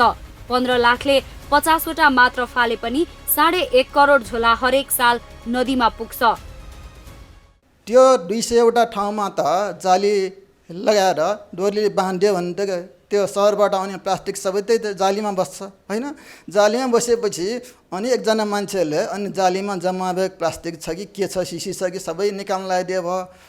अब त्यो ढल चाहिँ खुल्ला छ होइन। त्यस्तो प्लास्टिक सिसीहरू सबै होइन खोलामा आउँछ। अनि खोलामा आएपछि होइन हरेक हप्ता यो पुलिसको मान्छे, आर्मीको मान्छे, नागरिक समाजले, भलिन्टियर इन्स्टिट्युसनले सफा गर्ने भनेको मलाई त त्यति यो चाहिने फ्रुटफुल काम जस्तो लागेको चाहिँ छैन। जनचेतना जगाउनलाई अरूलाई देखाउनलाई ठिक छ तर यो काम इटसेल्फ चाहिने यो होइन प्रोडक्टिभ काम हो जस्तो मलाई चाहिँ लागेको छैन। त्यसैले यो अब यो सलिड वेस्टको समस्या एकदम ठुलो हो, एकदम गम्भीर हो। तर त्योभन्दा पनि धेरै गुणा होइन समाधान गर्न गाह्रो समस्या चाहिँ यो हाम्रो सिवेजको समस्या हो, टोयलेटको समस्या हो। यसलाई चाहिँ नि अब नागरिक स्तरले मात्रै होइन कि देशको राज्यले पनि एकदम यसमा लाग्यो भने चाहिँ नि हराभरा काठमाडौँ मात्रै होइन कि अब स्वच्छ काठमाडौँ होइन बागमती विष्णुमती स्वच्छ भएको, त्यहाँ चाहिँ विभिन्न किसिमको पानीमा पौडी खेल्ने हाँसहरू आएको त्यो कुरा पनि हामीले हेर्न सक्छौँ। जुन कि असम्भव होइन। हामी अस्ट्रेलिया गयो, अमेरिका गयो, स्क्यान्डिनेभियन कन्ट्रिज गयो भने उनीहरूले गरिरहेकै छ होइन गरिरहेकै छ। के हुनु पर्यो भने अलिकति खर्च लाग्छ, अलिकति जिम्मेवारी पनि चाहिन्छ, अलिकति संवेदनशीलता चाहिन्छ। जति सहरहरू छन् उति नै मात्रामा ल्यान्डफिल साइटहरू नहुनु पनि प्रमुख समस्या बनेको छ। यसमा धेरै स्थानीय तहहरू चुक्दै आएका छन्। धनकुटा, पाँचथर र मध्यपुर थिमीले अपनाएको उपायको अनुसरण गर्ने हो भने धेरै स्थानीय तहका फोहोर नदी तथा खोलासम्म पुग्दैनन्। फोहोर व्यवस्थापनमा उदासीनता नदेखाए फोहोर मोहोर हो, समस्या पक्कै होइन। फोहोर व्यवस्थापनको अवस्था। नेपालमा वार्षिक कुल 10 लाख टन फोहोर उत्पादन, ल्यान्डफिल साइडमा 3,89,983 टनको व्यवस्थापन, करिब 8,690 टन फोहोरको पुनः प्रयोग, 22,075 टन फोहोरलाई जलाएर व्यवस्थापन। नदी तथा खोला किनारमा 3,15,069 टन फोहोर फ्यालिँदै, बाँकी 2,64,183 टन फोहोरको व्यवस्थापन अज्ञात। त्यसलाई फोहोरलाई होइन वर्गीकरण गरेर ठिक चाहिने वर्गको बक्समा अथवा डालामा राख्नु पर्यो। यसको लागि यो काम अलिकति झन्झट चाहिन्छ होइन, 2-4 मिनट हरेक दिन लाग्छ। अनि 4-5वटा डाला अथवा बिन आफ्नो घरमा राख्नु पर्यो, ठाउँ चाहियो। त्यसरी यसले अलिकति मान्छे संवेदनशील भयो होइन, अलिकति इमान्दार भयो भने यो घरमा ठाउँ हुनेहरूले सजिलैसँग गर्न सकिन्छ। अरू बाँकी अहिले चाहिँ काठमाडौँमा पनि डेरा लिएर बस्ने एउटा अथवा 2टा कोठामा बस्ने साथीहरू होइन धेरै छ, बालमा बस्नेहरू, उहाँलाई चाहिँ नि यो टोलमा होइन कम्युनिटी प्लान्ट जस्तो एउटा प्लान्ट राख्यो भनेदेखि उहाँहरूको जुन फोहोर आउने हो त्यो पनि धेरै रिसाइकलमा जान्छ। तर यसमा एउटा समस्या भने के छ भनेदेखि अब यो फोहोरलाई हामीले रिसाइकल हुने फोहोरलाई अलिकति सफा गरेर राख्नु पर्छ। जस्तै हामीले प्लास्टिकको फोहोर दुधको चाहिँ पोका होइन, त्यो एकदम अब रिसाइकल हुन सक्ने सजिलै, त्यो राम्रो खालको प्लास्टिकको क्वालिटी हो, त्यसको अब बजारमा सजिलै पनि बिक्छ। तर त्यसलाई त्यसै फाल्यो भने चाहिँ गनाउँछ।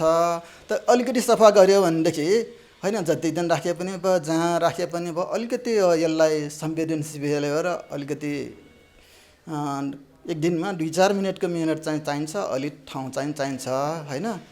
यो यति गर्नु चाहिने पर्छ। हामी सबै मान्छेहरू, काठमाडौँमा बस्ने मान्छेहरू सबै जिम्मेवार र संवेदनशील भयो भने यो अब समस्या समाधान चाँडै नै हुनसक्छ। यो ल्यान्डफिल साइट र फोहोर फ्याल्नका लागि अन्य कुनै विकल्प अघि नसार्दा सबै शहरका फोहोर नदी तथा खोला किनारामा फ्याल्न सहज हुँदै आएको छ। गङ्गाले पाप त पखालिन्छन्, फोहोर त के भन्ने गलत मानसिकता विकसित हुनु र खोला फ्यालेपछि बगाएर लान्छ भन्ने अधिकांशको सोचले पनि नदीमा फोहोर फ्याल्ने प्रवृत्ति बढ्दो छ। यति मात्र नभई जनचेतनाको अभावले पनि यसमा भूमिका खेल्दै आएको छ। अर्को समस्या भनेको ढलको दुर्गन्धको समस्या हो। यो अति गम्भीर र समाधान गर्न गाह्रो समस्या हो, किनभने शहरबाट नदीमा गएको ढल हामी बन्द गर्न सक्ने अवस्थामा छैनौं।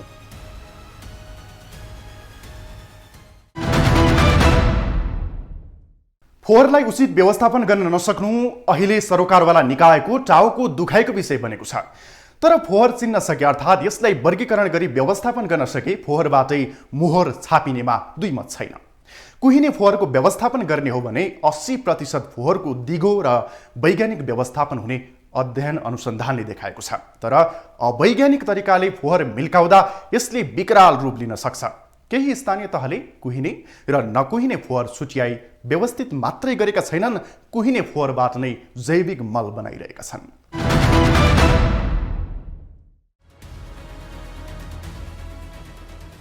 नेपालको संविधानले स्वास्थ्य र सरसफाइको अधिकार स्थानीय तहलाई दिएको छ। स्थानीय सरकार सञ्चालन ऐन 2074ले फोहोर व्यवस्थापनको जिम्मा स्थानीय सरकारलाई दिए पनि फोहोर व्यवस्थापन उचित रूपमा हुन सकेको देखिँदैन। व्यवस्थापनको कमजोरीले गर्दा केही स्थानीय तहहरू फोहोरमा नै डुबेका छन्। व्यवस्थापनको नीति लागू गर्ने र स्थानीय स्तरमा कुहिने र नकुहिने फोहोरको पहिचान गरी व्यवस्थापन गर्न सकियो भने फोहोर समस्या नभई आम्दानीको स्रोत पनि बन्न पुग्छ। कुहिने फोहोरको व्यवस्थापन गर्ने हो भने 80% फोहोरको दिगो र वैज्ञानिक व्यवस्थापन हुने अनुसन्धानले देखाए पनि सरकारवालाहरू यसतर्फ ध्यान दिन सकिरहेका छैनन्। केही स्थानीय तहले कुहिने र नकुहिने फोहोर छुट्याई व्यवस्थित गरेको मात्र छैन, कुहिने फोहोरबाट नै जैविक मल बनाइरहेका छन्। भक्तपुरको मध्यपुर थिमी नगरपालिकामा पनि निजी क्षेत्रको पहलमा यस्तै उदाहरण पेश गरिएको छ।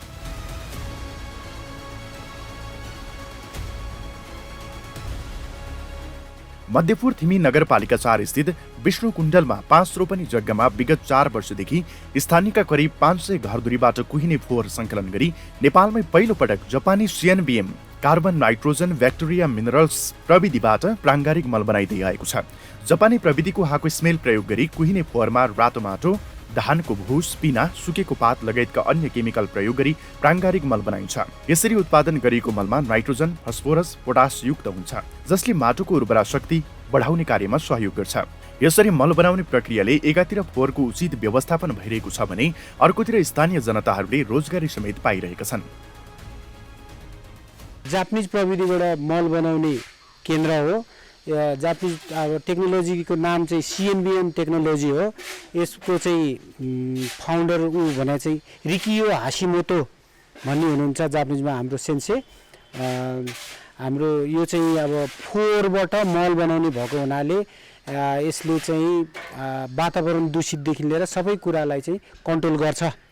अब यो बनाउने पनि सामान्य प्रक्रियाहरू छ। यसलाई कुनै बाहिरबाट केही आयात गरेर गर्नु पर्दैन। यसको लागि हामी यही स्थानीय ठाउँबाटै वरिपरिको सामानहरू मिलाएर हामी मल बनाउँछौँ। अब फोहोरमा हामीले अलिकति भुस ढुटोहरू मिसाएर मल बनाउने प्रक्रिया हो। यसबाट चाहिँ अब राम्रो उत्पादन लिन सकिन्छ। यो फाइदा भन्नाले यसले चाहिँ माटोलाई राम्रो बनाउँछ। सबैभन्दा मेन कुरो माटो राम्रो भएपछि मलिलो बनाउने, माटोलाई उर्वरा शक्ति बढाउने, जुन चाहिँ हाम्रो केही केमिकल रासायनिक मलहरूले बिगारिसकेको जमिनहरूलाई पनि बिस्तारै राम्रोसित माटोको उर्वरा शक्तिलाई राम्रो बनाउँछ। अनि त्यस्तो भएपछि माटो मलिलो भएपछि जराहरूबाट अक्सिजन पाएर बोटहरू राम्रो हुन्छ, सब हुन्छ। प्लस अब यसमा चाहिँ केमिकलहरू नभए हुनाले चाहिँ यसले स्वाद त्यसबाट उत्पादन भएको स्वादहरू मिठो हुने उत्पादनको, अनि त्यसपछि स्वास्थ्यको लागि पनि धेरै राम्रो गर्ने कुराहरू चाहिँ एकदमै गर्नुपर्ने कुरा नै यही हो। यसले गर्दाखेरि हाम्रो भएको फोहोरहरू पनि सदुपयोग हुन्छ।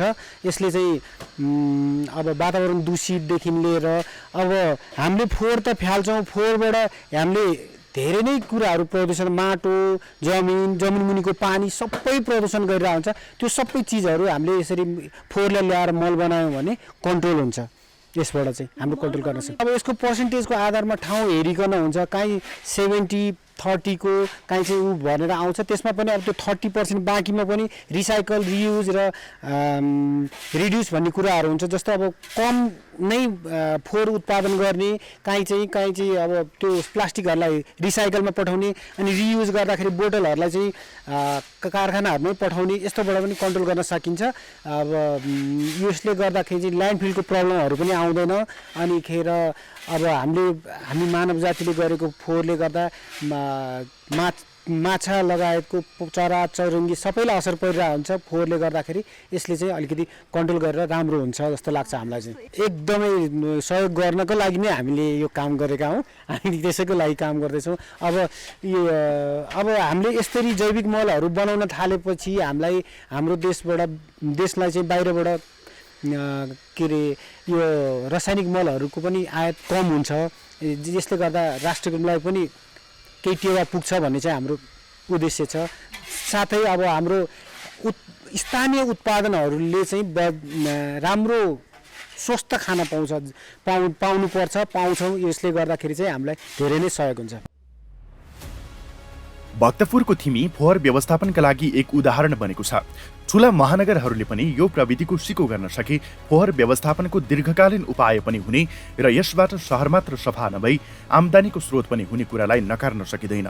केही स्थानीय तहले फोहोरलाई व्यवस्थित गर्दै मल बनाए पनि अधिकांश स्थानीय तहहरूले भने उपकरण र विज्ञको अभावमा फोहोरलाई मल बनाउन सकिरहेका छैनन्। शहरी क्षेत्रमा फोहोरलाई जैविक मल बनाउने योजनाले मूर्त रूप लिन सके फोहोरको दीर्घकालीन व्यवस्थापन हुने अवस्था टाढा देखिँदैन। तर फोहोरबाटै आम्दानी गर्न सकिने सम्भावना भए पनि सरकार र स्थानीय तहले चासो नदिँदा फोहोरबाट मोहर कमाउने अवस्था अधुरै छ।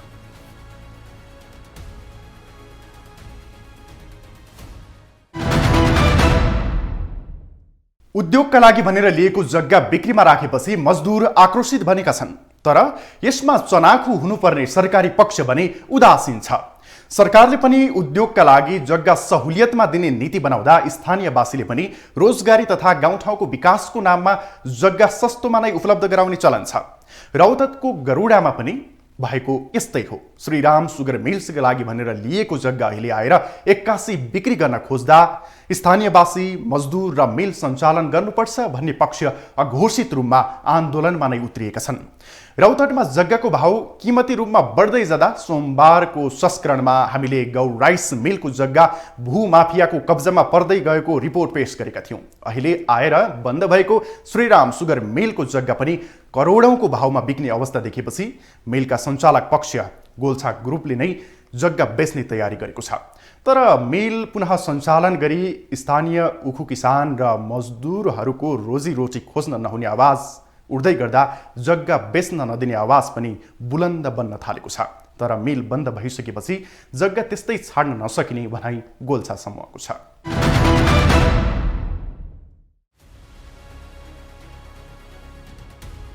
सञ्चालनकै अवस्थामा रहेको श्रीराम सुगर मिललाई बन्द गरी व्यवस्थापन पक्षले जग्गा बिक्री वितरण गर्न खोजेपछि स्थानीय बासिन्दाले विरोध जनाएका छन्। रौतहटको मध्यभाग गरुडामा अवस्थित श्रीराम सुगर मिललाई व्यवस्थापन पक्षले 81 बन्द गरी अर्बौं मूल्य बराबरको जग्गा बिक्री वितरण गर्न खोजेपछि मिलका कामदार, किसान सहित स्थानीय बासिन्दाहरू विरोध जनाउन थालेका हुन्। हालै जीएम देखल के 4 भरे जमीन हमसे बताइली, हमसे कल रोड साइड पे जमीन छोड़ दूँ, इन्हें से ज़मीन ले लूँ, इन्हें के ज़मीन हमने के रही फैटी तो बैग में रहल है। तो उनका कहना भले कि न एमे न अटी एना ना हो ओना ना हो। हमने से कही कि मिल हमने देखल नहीं रही केना बनते कथी होती कई जमीन सामान नहीं इतना तुम्हें अटी हमने से एक जमीन देवे के प्रस्ताव में न रही जमीन कमे हो जाते उन लोग मानवे न कल। तो कहे कि मैंने 100 बरस मिल चलती कि मिल इतना जल्दी में बंद होकल तो उन सके बेटा पोता तो उन सके नाता सब कम होता तू हट जाब तोहर पोता रहता बेटा रहता ई कह के जमीन ओती खुनो लेल कई कल के 7,000 कट्ठा में हमने से जमीन दे दिली। रोड काट में रही तो 30,000 कट्ठा जमीन रहे वही मूल्यांकन से जमीन से हमने से कह के दे दिली। बहुत दिन सब बाल बच्चा कमता करता ये बहुत ऐसा एगो पेपर भी बनल है कि मैंने सबके थाई नौकरी हमसे कहीं पढ़ल लिखल ना चाहिए जो हम कहाँ करम ये तो सबके नौकरी बिना निपड़ो के नौकरी है बिना निपड़ वाला 50 का महीना खाई है सब वो पेपरों रही बनैले ठाकुर जी। विक्रम सम्वत 2050 सालमा गोल्छा ग्रुपका सञ्चालक दिवाकर गोल्छाले स्थापना गरेको सुगर मिल 3 वर्ष अघि व्यवस्थापन पक्षले सूचना जारी गर्दै 81 बन्द गरेको थियो। प्रत्येक वर्ष सिजनमा नाफा गर्दै आए पनि सुगर मिल 81 बन्द भएपछि रौतहटका उखु किसान समस्यामा परेका छन्। प्रतिदिन 3000 बोरा सिनी उत्पादन गर्ने क्षमता भएको श्रीराम सुगर मिललाई व्यवस्थापन पक्षले घाटामा गएको कारण देखाउँदै मिल पूर्ण रूपमा बन्द गरी कार्यरत कर्मचारीलाई समेत जागिरबाट निकालेको थियो। 1000 के दर से जमीन लेलक कारखाना चलावेला कारखाना आज तक ले कारखाना बंद कर दिलक तो हमनी के कमायल ढेउआ न दिलक और जमीन यहाँ से बेच के उ जाए लगी चाहता तो हमनी के कमायल पैसा दो हमनी के जमीन फिर्ता करो। स्थापनाका बेला स्थानीय बासिन्दासँग 7,000 का दरले प्रति कट्ठा जग्गा खरिद गरेर सञ्चालनमा आएको मिल अहिले जग्गाको आकाशीको मोल देखेर व्यवस्थापन पक्षले मिल बन्द गरी जग्गा बेच्न लागेको आरोप किसानको छ। 100 वर्षसम्म मिल सञ्चालनमा हुन्छ भन्दै तत्कालीन व्यवस्थापन पक्ष गोल्छा ग्रुपले आफूहरूबाट कौडीको मूल्यमा जग्गा लिएको तर मिल 25 वर्ष सञ्चालन नहुँदै बन्द गरेर जग्गा बेच्न विभिन्न षड्यन्त्र गर्दै आएको मिलका कामदारको गुनासो छ। कि सब लोग के सफा ठगौती क के जमीन ले ले 100 बरिस से नौकरी के अवधि ले ले जे 100 बरिस ले में रहता कारखाना चलता सिंचाई के जमीन है में नहर से पानी पाटे उपजा पाती होके से जमीन झूठ साँच बोल के ले लेलक आ लेला के बाद में 2500 बरिस में मिल चलाला के मिल के ठप करा दिलक। ठप कराला के नफा घटी में वो अपना भूल गए जब हम ऐसे बेच ले आम तो हम पहाड़ में कोनो रोजगार करम यहाँ के लोग के भुला दिलक अब न के कमाई दै था न तलब दै था न संचय कोष दै था संचय कोष से ढेउआ कुछ और कारखाने काट के रखलक ऐसे कोनो हमने के पहला न भेल आ नहीं कुछो करे था अपन ऊख लेके अब दूसरा जगह हमने लेके बउआऊ आ ई मिल अब ठप हो गए। गोल्छा ग्रुपका मालिक दिवाकर गोल्छा सक्रिय रहेसम्म राम्रोसँग सञ्चालनमा रहेको मिल उनको निधन पश्चात उनका उत्तराधिकारीहरूले विशाल ग्रुपसँग साझेदारी कायम राखेर जग्गा बेच्न लागेको आरोप रौतहटका किसानको छ। यस विषयमा बोल्न गोल्छा ग्रुपले इन्कार गर्दै कुनै पनि प्रतिक्रिया दिन चाहेन। यता मिलका पूर्व कामदारहरू भने यस विषयमा सरकारी निकाय पनि सजग बन्नुपर्ने आवाज उठाउन थालेका छन्।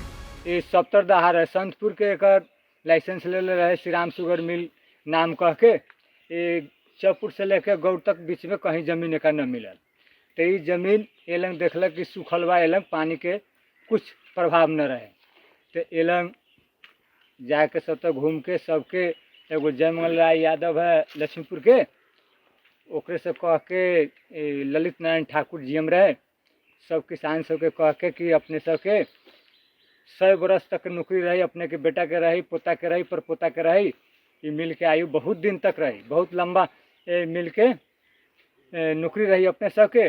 और अपने सब ऊख भी लगाए, ऊख के भी पैसा आई, नौकरी के भी पैसा आई। 2050 साल में श्री गिरिजा प्रसाद कोइराला प्रधानमंत्री रहे, वही समय में शिलान्यास भेल ये फैक्ट्री के।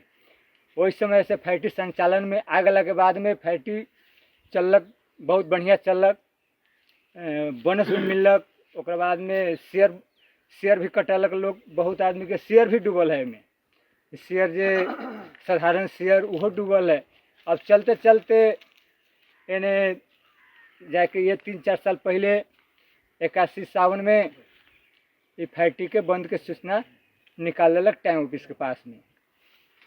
और नो वर्क नो पे के अथी कर कि वही लंग से अब मजदूर के कोनो काम ना है।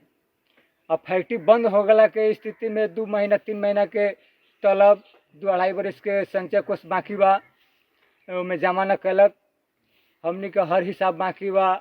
ओकरा बाद में हमनी के ऊखू खेती करे छी, सरलाही में ले जाए के पड़ी थे, ऊख बेचे बाबा बैजूनाथ में ले जाए के पड़ी थे। हमनी के बहुत भारी भारी समस्या है। हमनी के अपन पैसा लेवे के लिए हमनी के जौन आंदोलन करे के पड़ी तौन आंदोलन करे के पड़ी। अगर काठमांडू में गोलछा के घेरे को हो तो गोलछा के घेरम, मंत्री के घेरे को हो तो मंत्री के घेरम, उद्योग मंत्री के घेरे को हो तो उद्योग मंत्री के घेरम, श्रम मंत्री के घेरे को हो श्रम मंत्री के घेरम, सड़क जाम करे को हो तो सड़क जाम करम। मिलको नाममा अहिले 78 बिघा नामसारी जग्गा तथा मिलले हकभोग गर्दै आएको 10 बिघा ऐलानी जग्गा छ। गौर चन्द्र निगाहपुर सहायक राजमार्गसँगै जोडिएको मिलको अगाडिको करिब 30 बिघा जग्गा अहिले अर्बौं रुपैयाँ बराबरको रहेको छ। प्रति बिघा जग्गाको बजार मूल्य अहिले 3 करोड रुपैयाँ पर्छ। मिल सञ्चालन गर्न खासै रकमको आवश्यकता नभएको र मिल परिसरभित्र बेवारिसे अवस्थामा रहेका फलामका कवाडहरू बेचेर पनि मिल सञ्चालनका लागि आधा खर्च उठ्ने विश्वास स्थानीय अगुवाको छ। सबसे पहिले मिल को लागि यो ठुलो चुनौती रौतहट हैन, नेपालको लागि ठुलो चुनौतीको रूपमा यो उद्योग रहेछ। अब हामीहरूको युवा पीडाहरू एका ठाउँमा छँदैछ, हामीहरू विदेश पलायन भइरहेछौँ, आफ्नो देशको उद्योग धराशाहीमा गइरहेछ। कहीँ न कहीँ सरकार र उद्योगपतिको बीचको मिलोमतोले नै भइरहेछ। जस्तो श्रीराम सुगर मिलमा त्यो 50 सालमा स्थापना कालमा 7,000 को कट्ठामा कर काप गरेर यहाँको नेताहरूले जग्गा दिन लगायो, किनकि यहाँ उद्योग सञ्चालन हुन्छ भने 100 को रोजगारी यहाँ लगभग यो सुगर मिलसँग 20,000 किसान 20,000 हाराहारीको किसान यसमा इन्भल्भ छ र कर्मचारी थायी कर्मचारी 303 जना छ आजको डेटमा। सिजनमा त यसलाई कमसे कम डेली वेज र करारको कर्मचारी मिलेर थाई स्टाफ मिलेर हाराहारी 1,000 को कर्मचारी हुन्छ। त्यति त बेरोजगारी भयो। अब यता आएर 7,000 को कट्ठामा लिएको जग्गा आज 1 करोड रुपैयाँ मिनिमम सरदर बेच्यो भने यसको 30 बिघा यस्तो जग्गा छ कि सरदर बेच्यो भने 1 करोडको कट्ठा जान्छ। त्यसैले अब यो समस्या कुन सालदेखि आयो, मतलब 7 वर्ष पहिला जुन दिवाकर गोल्छा मरेपछि उसको छोरा हितेश गोल्छाले विशाल अग्रवाललाई पार्टनरसिपमा जुनदेखि लाग्यो। विशाल अग्रवाल भनेको विशाल ग्रुप भनेको त्यो कम्पनी इन्डस्ट्रियलको ज्ञानै छैन मेरो बुझाइमा। किन ज्ञान छैन? उसले ट्रेडिङको काम गरेछ, चकलेट बिस्कुट बेचेछ, जो बढीभन्दा बढी नफा कमाएछ। यहाँ त उद्योग चलाउनलाई कलेजा चाहियो। अब यो हेऱ्यो रोडसँग अट्याच जग्गा छ, यो गिद्धको आँखा जस्तो उसलाई यो जग्गा हेरिरहेछ कि यसलाई म बेचेर टोटलै आफ्नो सम्पत्ति नै निकालिदिन्छु, टोटलै पुँजी निकालिदिन्छु, बढी पैसा हुन्छ, म अन्त्य व्यापार गर्छु। उसको मेन विशाल अग्रवालको मेन सोच नै यही हो। हाल फिलहालमा आपूर्ति तथा वाणिज्य समितिले पनि यसलाई भिजिट गर्यो। त्यसमा पिछले साउन 15 गतेको मालिक र उद्योगपति, उद्योग सचिव, अर्थ सचिव, कृषि सचिव र त्यो समितिको बैठक बसेको थियो। त्यसमा हामीहरू पनि गए थिए। किसान सङ्घ, मजदुरको तर्फबाट पनि गएको थिएँ। त्यहाँ धेरै डिस्कस भयो। विशाल अग्रवालले 15 दिनको टाइम पनि लिएको थियो कि उहाँलाई यतिसम्म निर्देशन गरियो त्यो समितिबाट, उद्योग आपूर्ति समिति छ, वाणिज्य समिति छ, निर्देशन दियो कि अगर यो फ्याक्ट्रीलाई तपाईँहरूले चलाउन सकेन भने हामीहरूले राष्ट्रियकरण गराउँछौँ। अनि विशाल अग्रवालले उसले 15 दिनको टाइम लिएर गएछ, अझसम्म के भएछ अत्तो पत्तो छैन। कहीँ न कहीँ हामीहरू यो रवैयाले सरकारमाथि नै प्रश्न खडा भइरहेछ।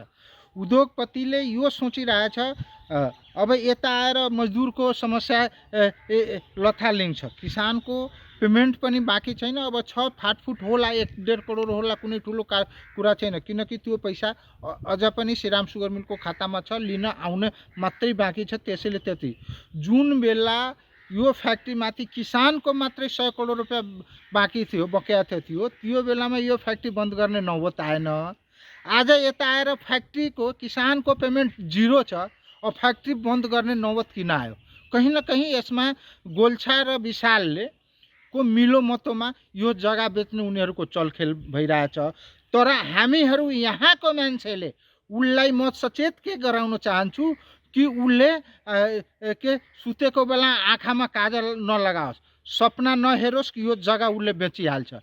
हाल फिलहाल 2-3 साल पहिले यहीँको मेयरको भाइले यो जग्गा किनेको थियो, बयान दिइसकेको थियो। आफू राजनीतिक कर्मी भनिरहेको छु, जहाँ उद्योग सञ्चालन छ उसैको उद्योगको जग्गा आफै किन्न खोजिरहेछ। हामीहरूले यहाँको जनताले त्यो जग्गा बयान फिर्ता गर्न लगाए। त्यसैले म तपाईको टेलिभिजन मार्फत यहाँको जनप्रतिनिधिलाई, गडुडा नगरपालिकाको अहिलेको जनप्रतिनिधिलाई के सञ्चालन गरी सचेत गराउन चाहिरहेछु कि उसले यसो पनि सिफारिस नगरोस् कि यो जग्गा बेच्न दियोस्।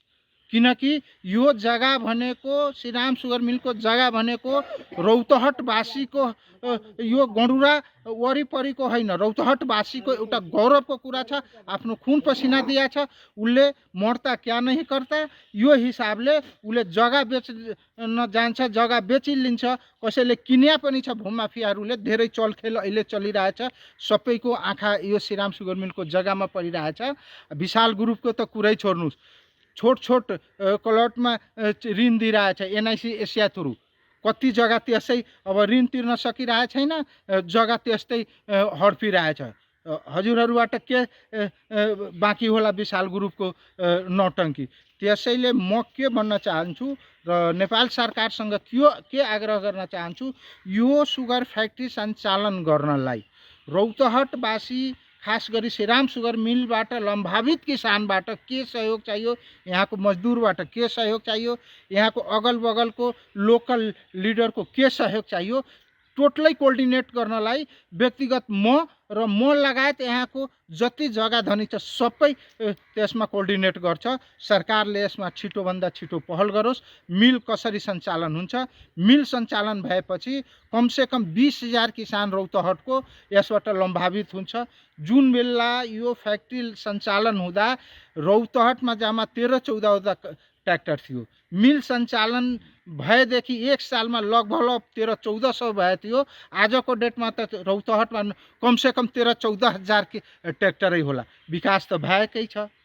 जुन मान्छेले 1 रुपियाँ गन्न भइरहेको थियो, आज मिल सञ्चालन हुँदा उखुको खेती गरेर यतिसम्म उसले प्रॉफिट गर्यो कि लाख रुपियाँसम्म उसले कमाउन थाल्यो। आफ्नो बच्चाहरूलाई पढाउन, शिक्षा दीक्षा दिनमा पनि यो मिलले धेरै सहयोग गरेको छ।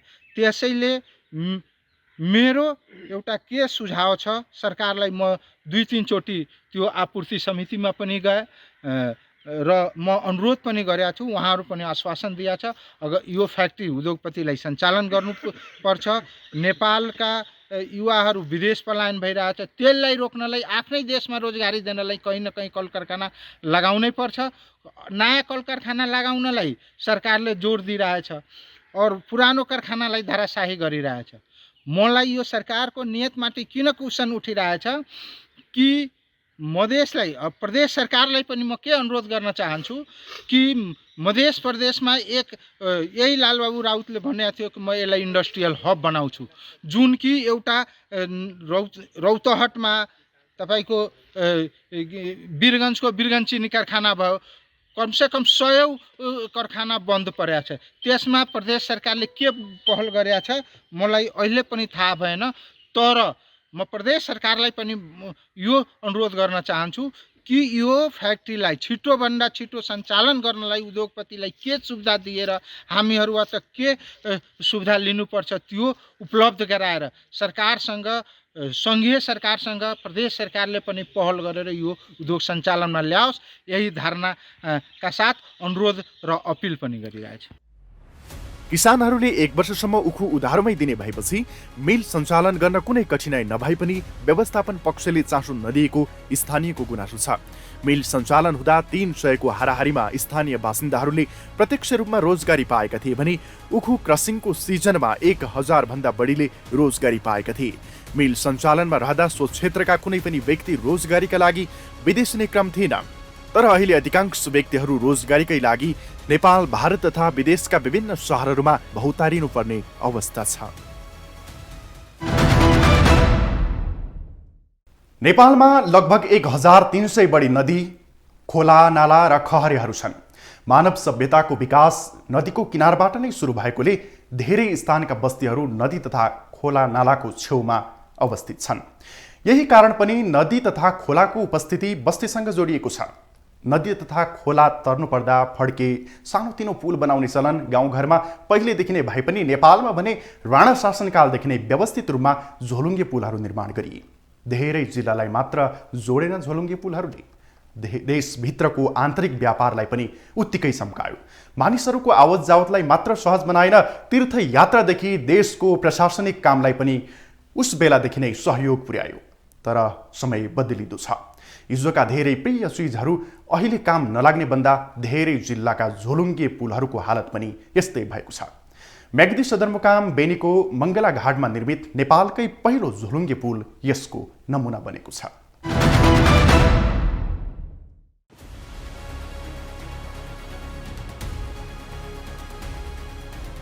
कुनै जमाना थियो म्याग्दीको सदरमुकाम बेनीको मङ्गला घाटमा म्याग्दी नदीमाथि निर्मित झोलुङ्गे पुल यस क्षेत्रमा सबैको आकर्षक र प्रिय थियो। म्याग्दी र मुस्ताङका दुर्गम बस्तीहरूबाट हप्ता दिन पैदल हिँडेर नेपालका विभिन्न स्थान र भारतसम्म आवत जावतका लागि यसै पुलको प्रयोग हुन्थ्यो। युद्धको समयमा खोला तरेर गन्तव्यमा जानेहरू बर्खाको भेलमा यही झोलुङ्गे पुलबाटै वारपार गर्नुपर्ने बाध्यता थियो। दैनिक कमिलाको ताँती जस्तै भिडभाड हुने झोलुङ्गे पुल सडक सञ्जालको विस्तारसँगै दुर्भाग्य खोला तर्यो, लौरो बिर्सियो भने जस्तै अहिले जीर्ण र प्रयोगविहीन भएको छ। नेपालको पहिलो झोलुङ्गे पुलको नाली बेली।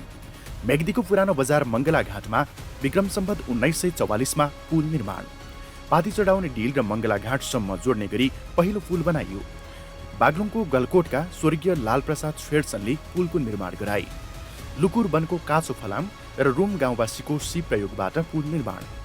प्रयोग र संरक्षणको अभावमा पुल दिनानुदिन जीर्ण बन्दै। नेपालकै पहिलो झोलुङ्गे पुलको प्रयोग मात्रै घटेको छैन, पुलको संरचना समेत प्रयोगविहीन र संरक्षणमा कसैले चासो देखाएका छैनन्। जिल्लाकै ग्रामीण क्षेत्रको खानीबाट निकालिएको काँचो फलामलाई गोलमा तताएर कुटेर साङ्ले लट्ठा बनाई पुल निर्माण गरिएको थियो। तत्कालीन समयमा माथि र तल गरी 2वटा साङ्ले लट्ठामा फलामको पाता राखेर एउटा काठको फल्याक मात्रै राखेर वारपार गर्ने झोलुङ्गे पुल बनाइएको स्थानीय अगुवाहरू बताउँछन्। कोटको लाल प्रसाद शेरचन बाइचरमा समाजसेवी भीमप्रसाद शेरचनको बाजे, उहाँको बुवाको नाम मलाई थाहा छैन। लाल प्रसाद शेरचनले 1944 सालमा बनाइदिनु भएको झोलुङ्गो थियो। पहिला एउटा फलेक मात्रै राखेर यकुन सरोट टन आएको थियो। लट्ठो यहीँ बनाएको लट्ठो कहाँ भन्नुहुन्छ भने हाल मालपोत भएको ठाउँमा लुकुर वनको काँचो फलाम ल्याएर त्यो मालपोतमा ठटाएर त्यो साङ्लो बनाएर झोलुङ्गो हाल्नु भएको रहेछ। त्यो पुलको लट्ठो तान्न ऊ बेला यो नाइलिन साइलिन अथवा लट्ठो तान्ने मिसिन पाइन्न थियो, थाहा थिएन हामीलाई। सुइयाको लट्ठो बाँधेर लट्ठो यसरी तान्ने अनि अब त डर भइसक्यो अब गरालो हाल भन्ने बेला फेरि लट्ठोले तान्ने 3-4 दिनसम्म जामहरू मल्ला गौसरा भक्किमी पुलाका मानिसहरू भेला भएछन् धर्म गर्ने जमाना थियो बेला पुल बनाउने भने मान्छेले त्यत्रो खर्च गरेर पुल बनाउँछ हामी लट्ठो तान्नै किन नजाने दिनभरि आएर खानु नपिनु खाजा खाने होटल चिया खाने ठाउँ पनि थिएन ऊ जमानामा त्यहाँको लट्ठो टिका हाले मलाई थाहा छैन र मङ्गलाहाटमा मेरो घर छेउमा छ। अहिले पुलमा प्रयोग भएको साङ्ले लट्ठा सोही समयमा स्थानीय स्रोत र सिपलाई प्रयोग गरी बनाइएका हुन्। गाउँ गाउँबाट श्रमदान गर्न ठूलो संख्यामा आएकाहरूबाट खुला आकाशमा भोगै काम गरेको सुन्न पाइन्छ।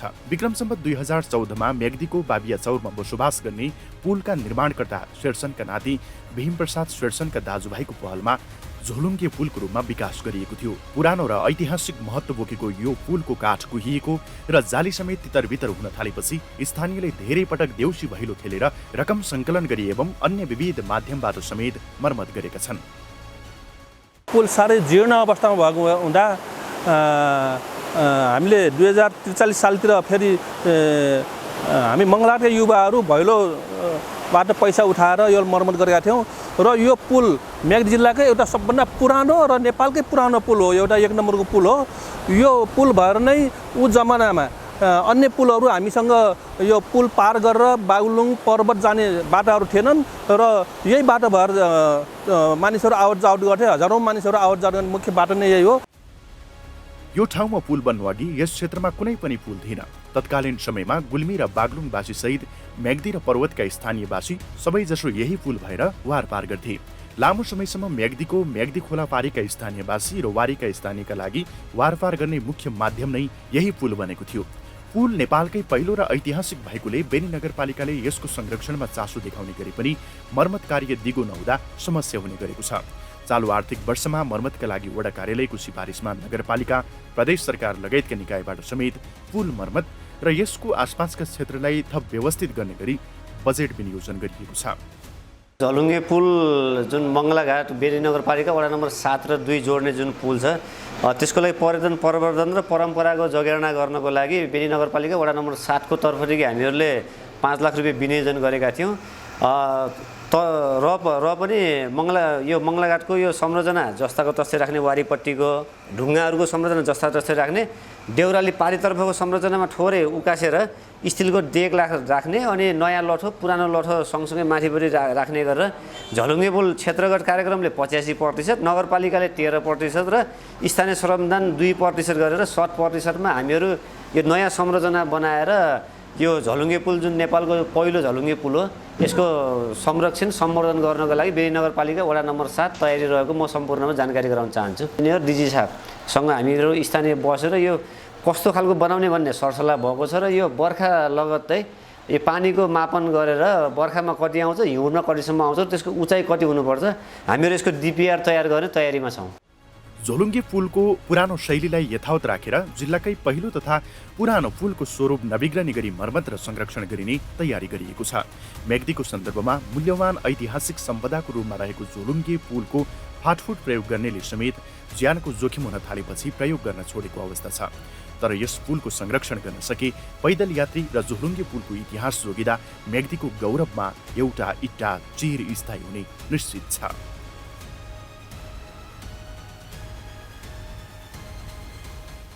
मेग्दी जिल्लाको सबैभन्दा पुरानो झोलुङ्गे पुल अहिले जीर्ण अवस्थामा रहेको छ। यो पुललाई संरक्षण गर्नको लागि यहाँका स्थानीय निकायहरू, सरकारवाला निकायहरूले पहल नगर्दा पुलको अहिले प्रयोगविहीन अवस्थामा रहेको छ। कुनै जमानामा यही पुल हुँदै हजारौँ मान्छे दैनिक रूपमा देशका विभिन्न जिल्लामा पैदल हिँडेर पुग्ने चलन थियो। अहिले सडकको विस्तारसँगै यो पुलको प्रयोग घट्दै गइरहेको अवस्थामा यो झोलुङ्गे पुलको संरक्षणमा कसैको चासो पुग्न सकेको छैन। अर्थ न्युज टेलिभिजनका लागि मेग्दीबाट हरकृष्ण गौतमको रिपोर्ट। न्युज इन्साइटको आजको संस्करणमा देशभर बाढी पहिरोले मचाएको वितण्डा, मङ्सिर 4 निर्वाचनको फलोअप, फोहोरले नदीमा साम्राज्य बनाउन थालेको अवस्था र जिल्लाका विविध सामग्रीहरू लिएर उपस्थित भएका थियौँ। देशको यस्तै विषयवस्तुसँग हामी तपाईँलाई जोडिरहनेछौँ। नमस्कार।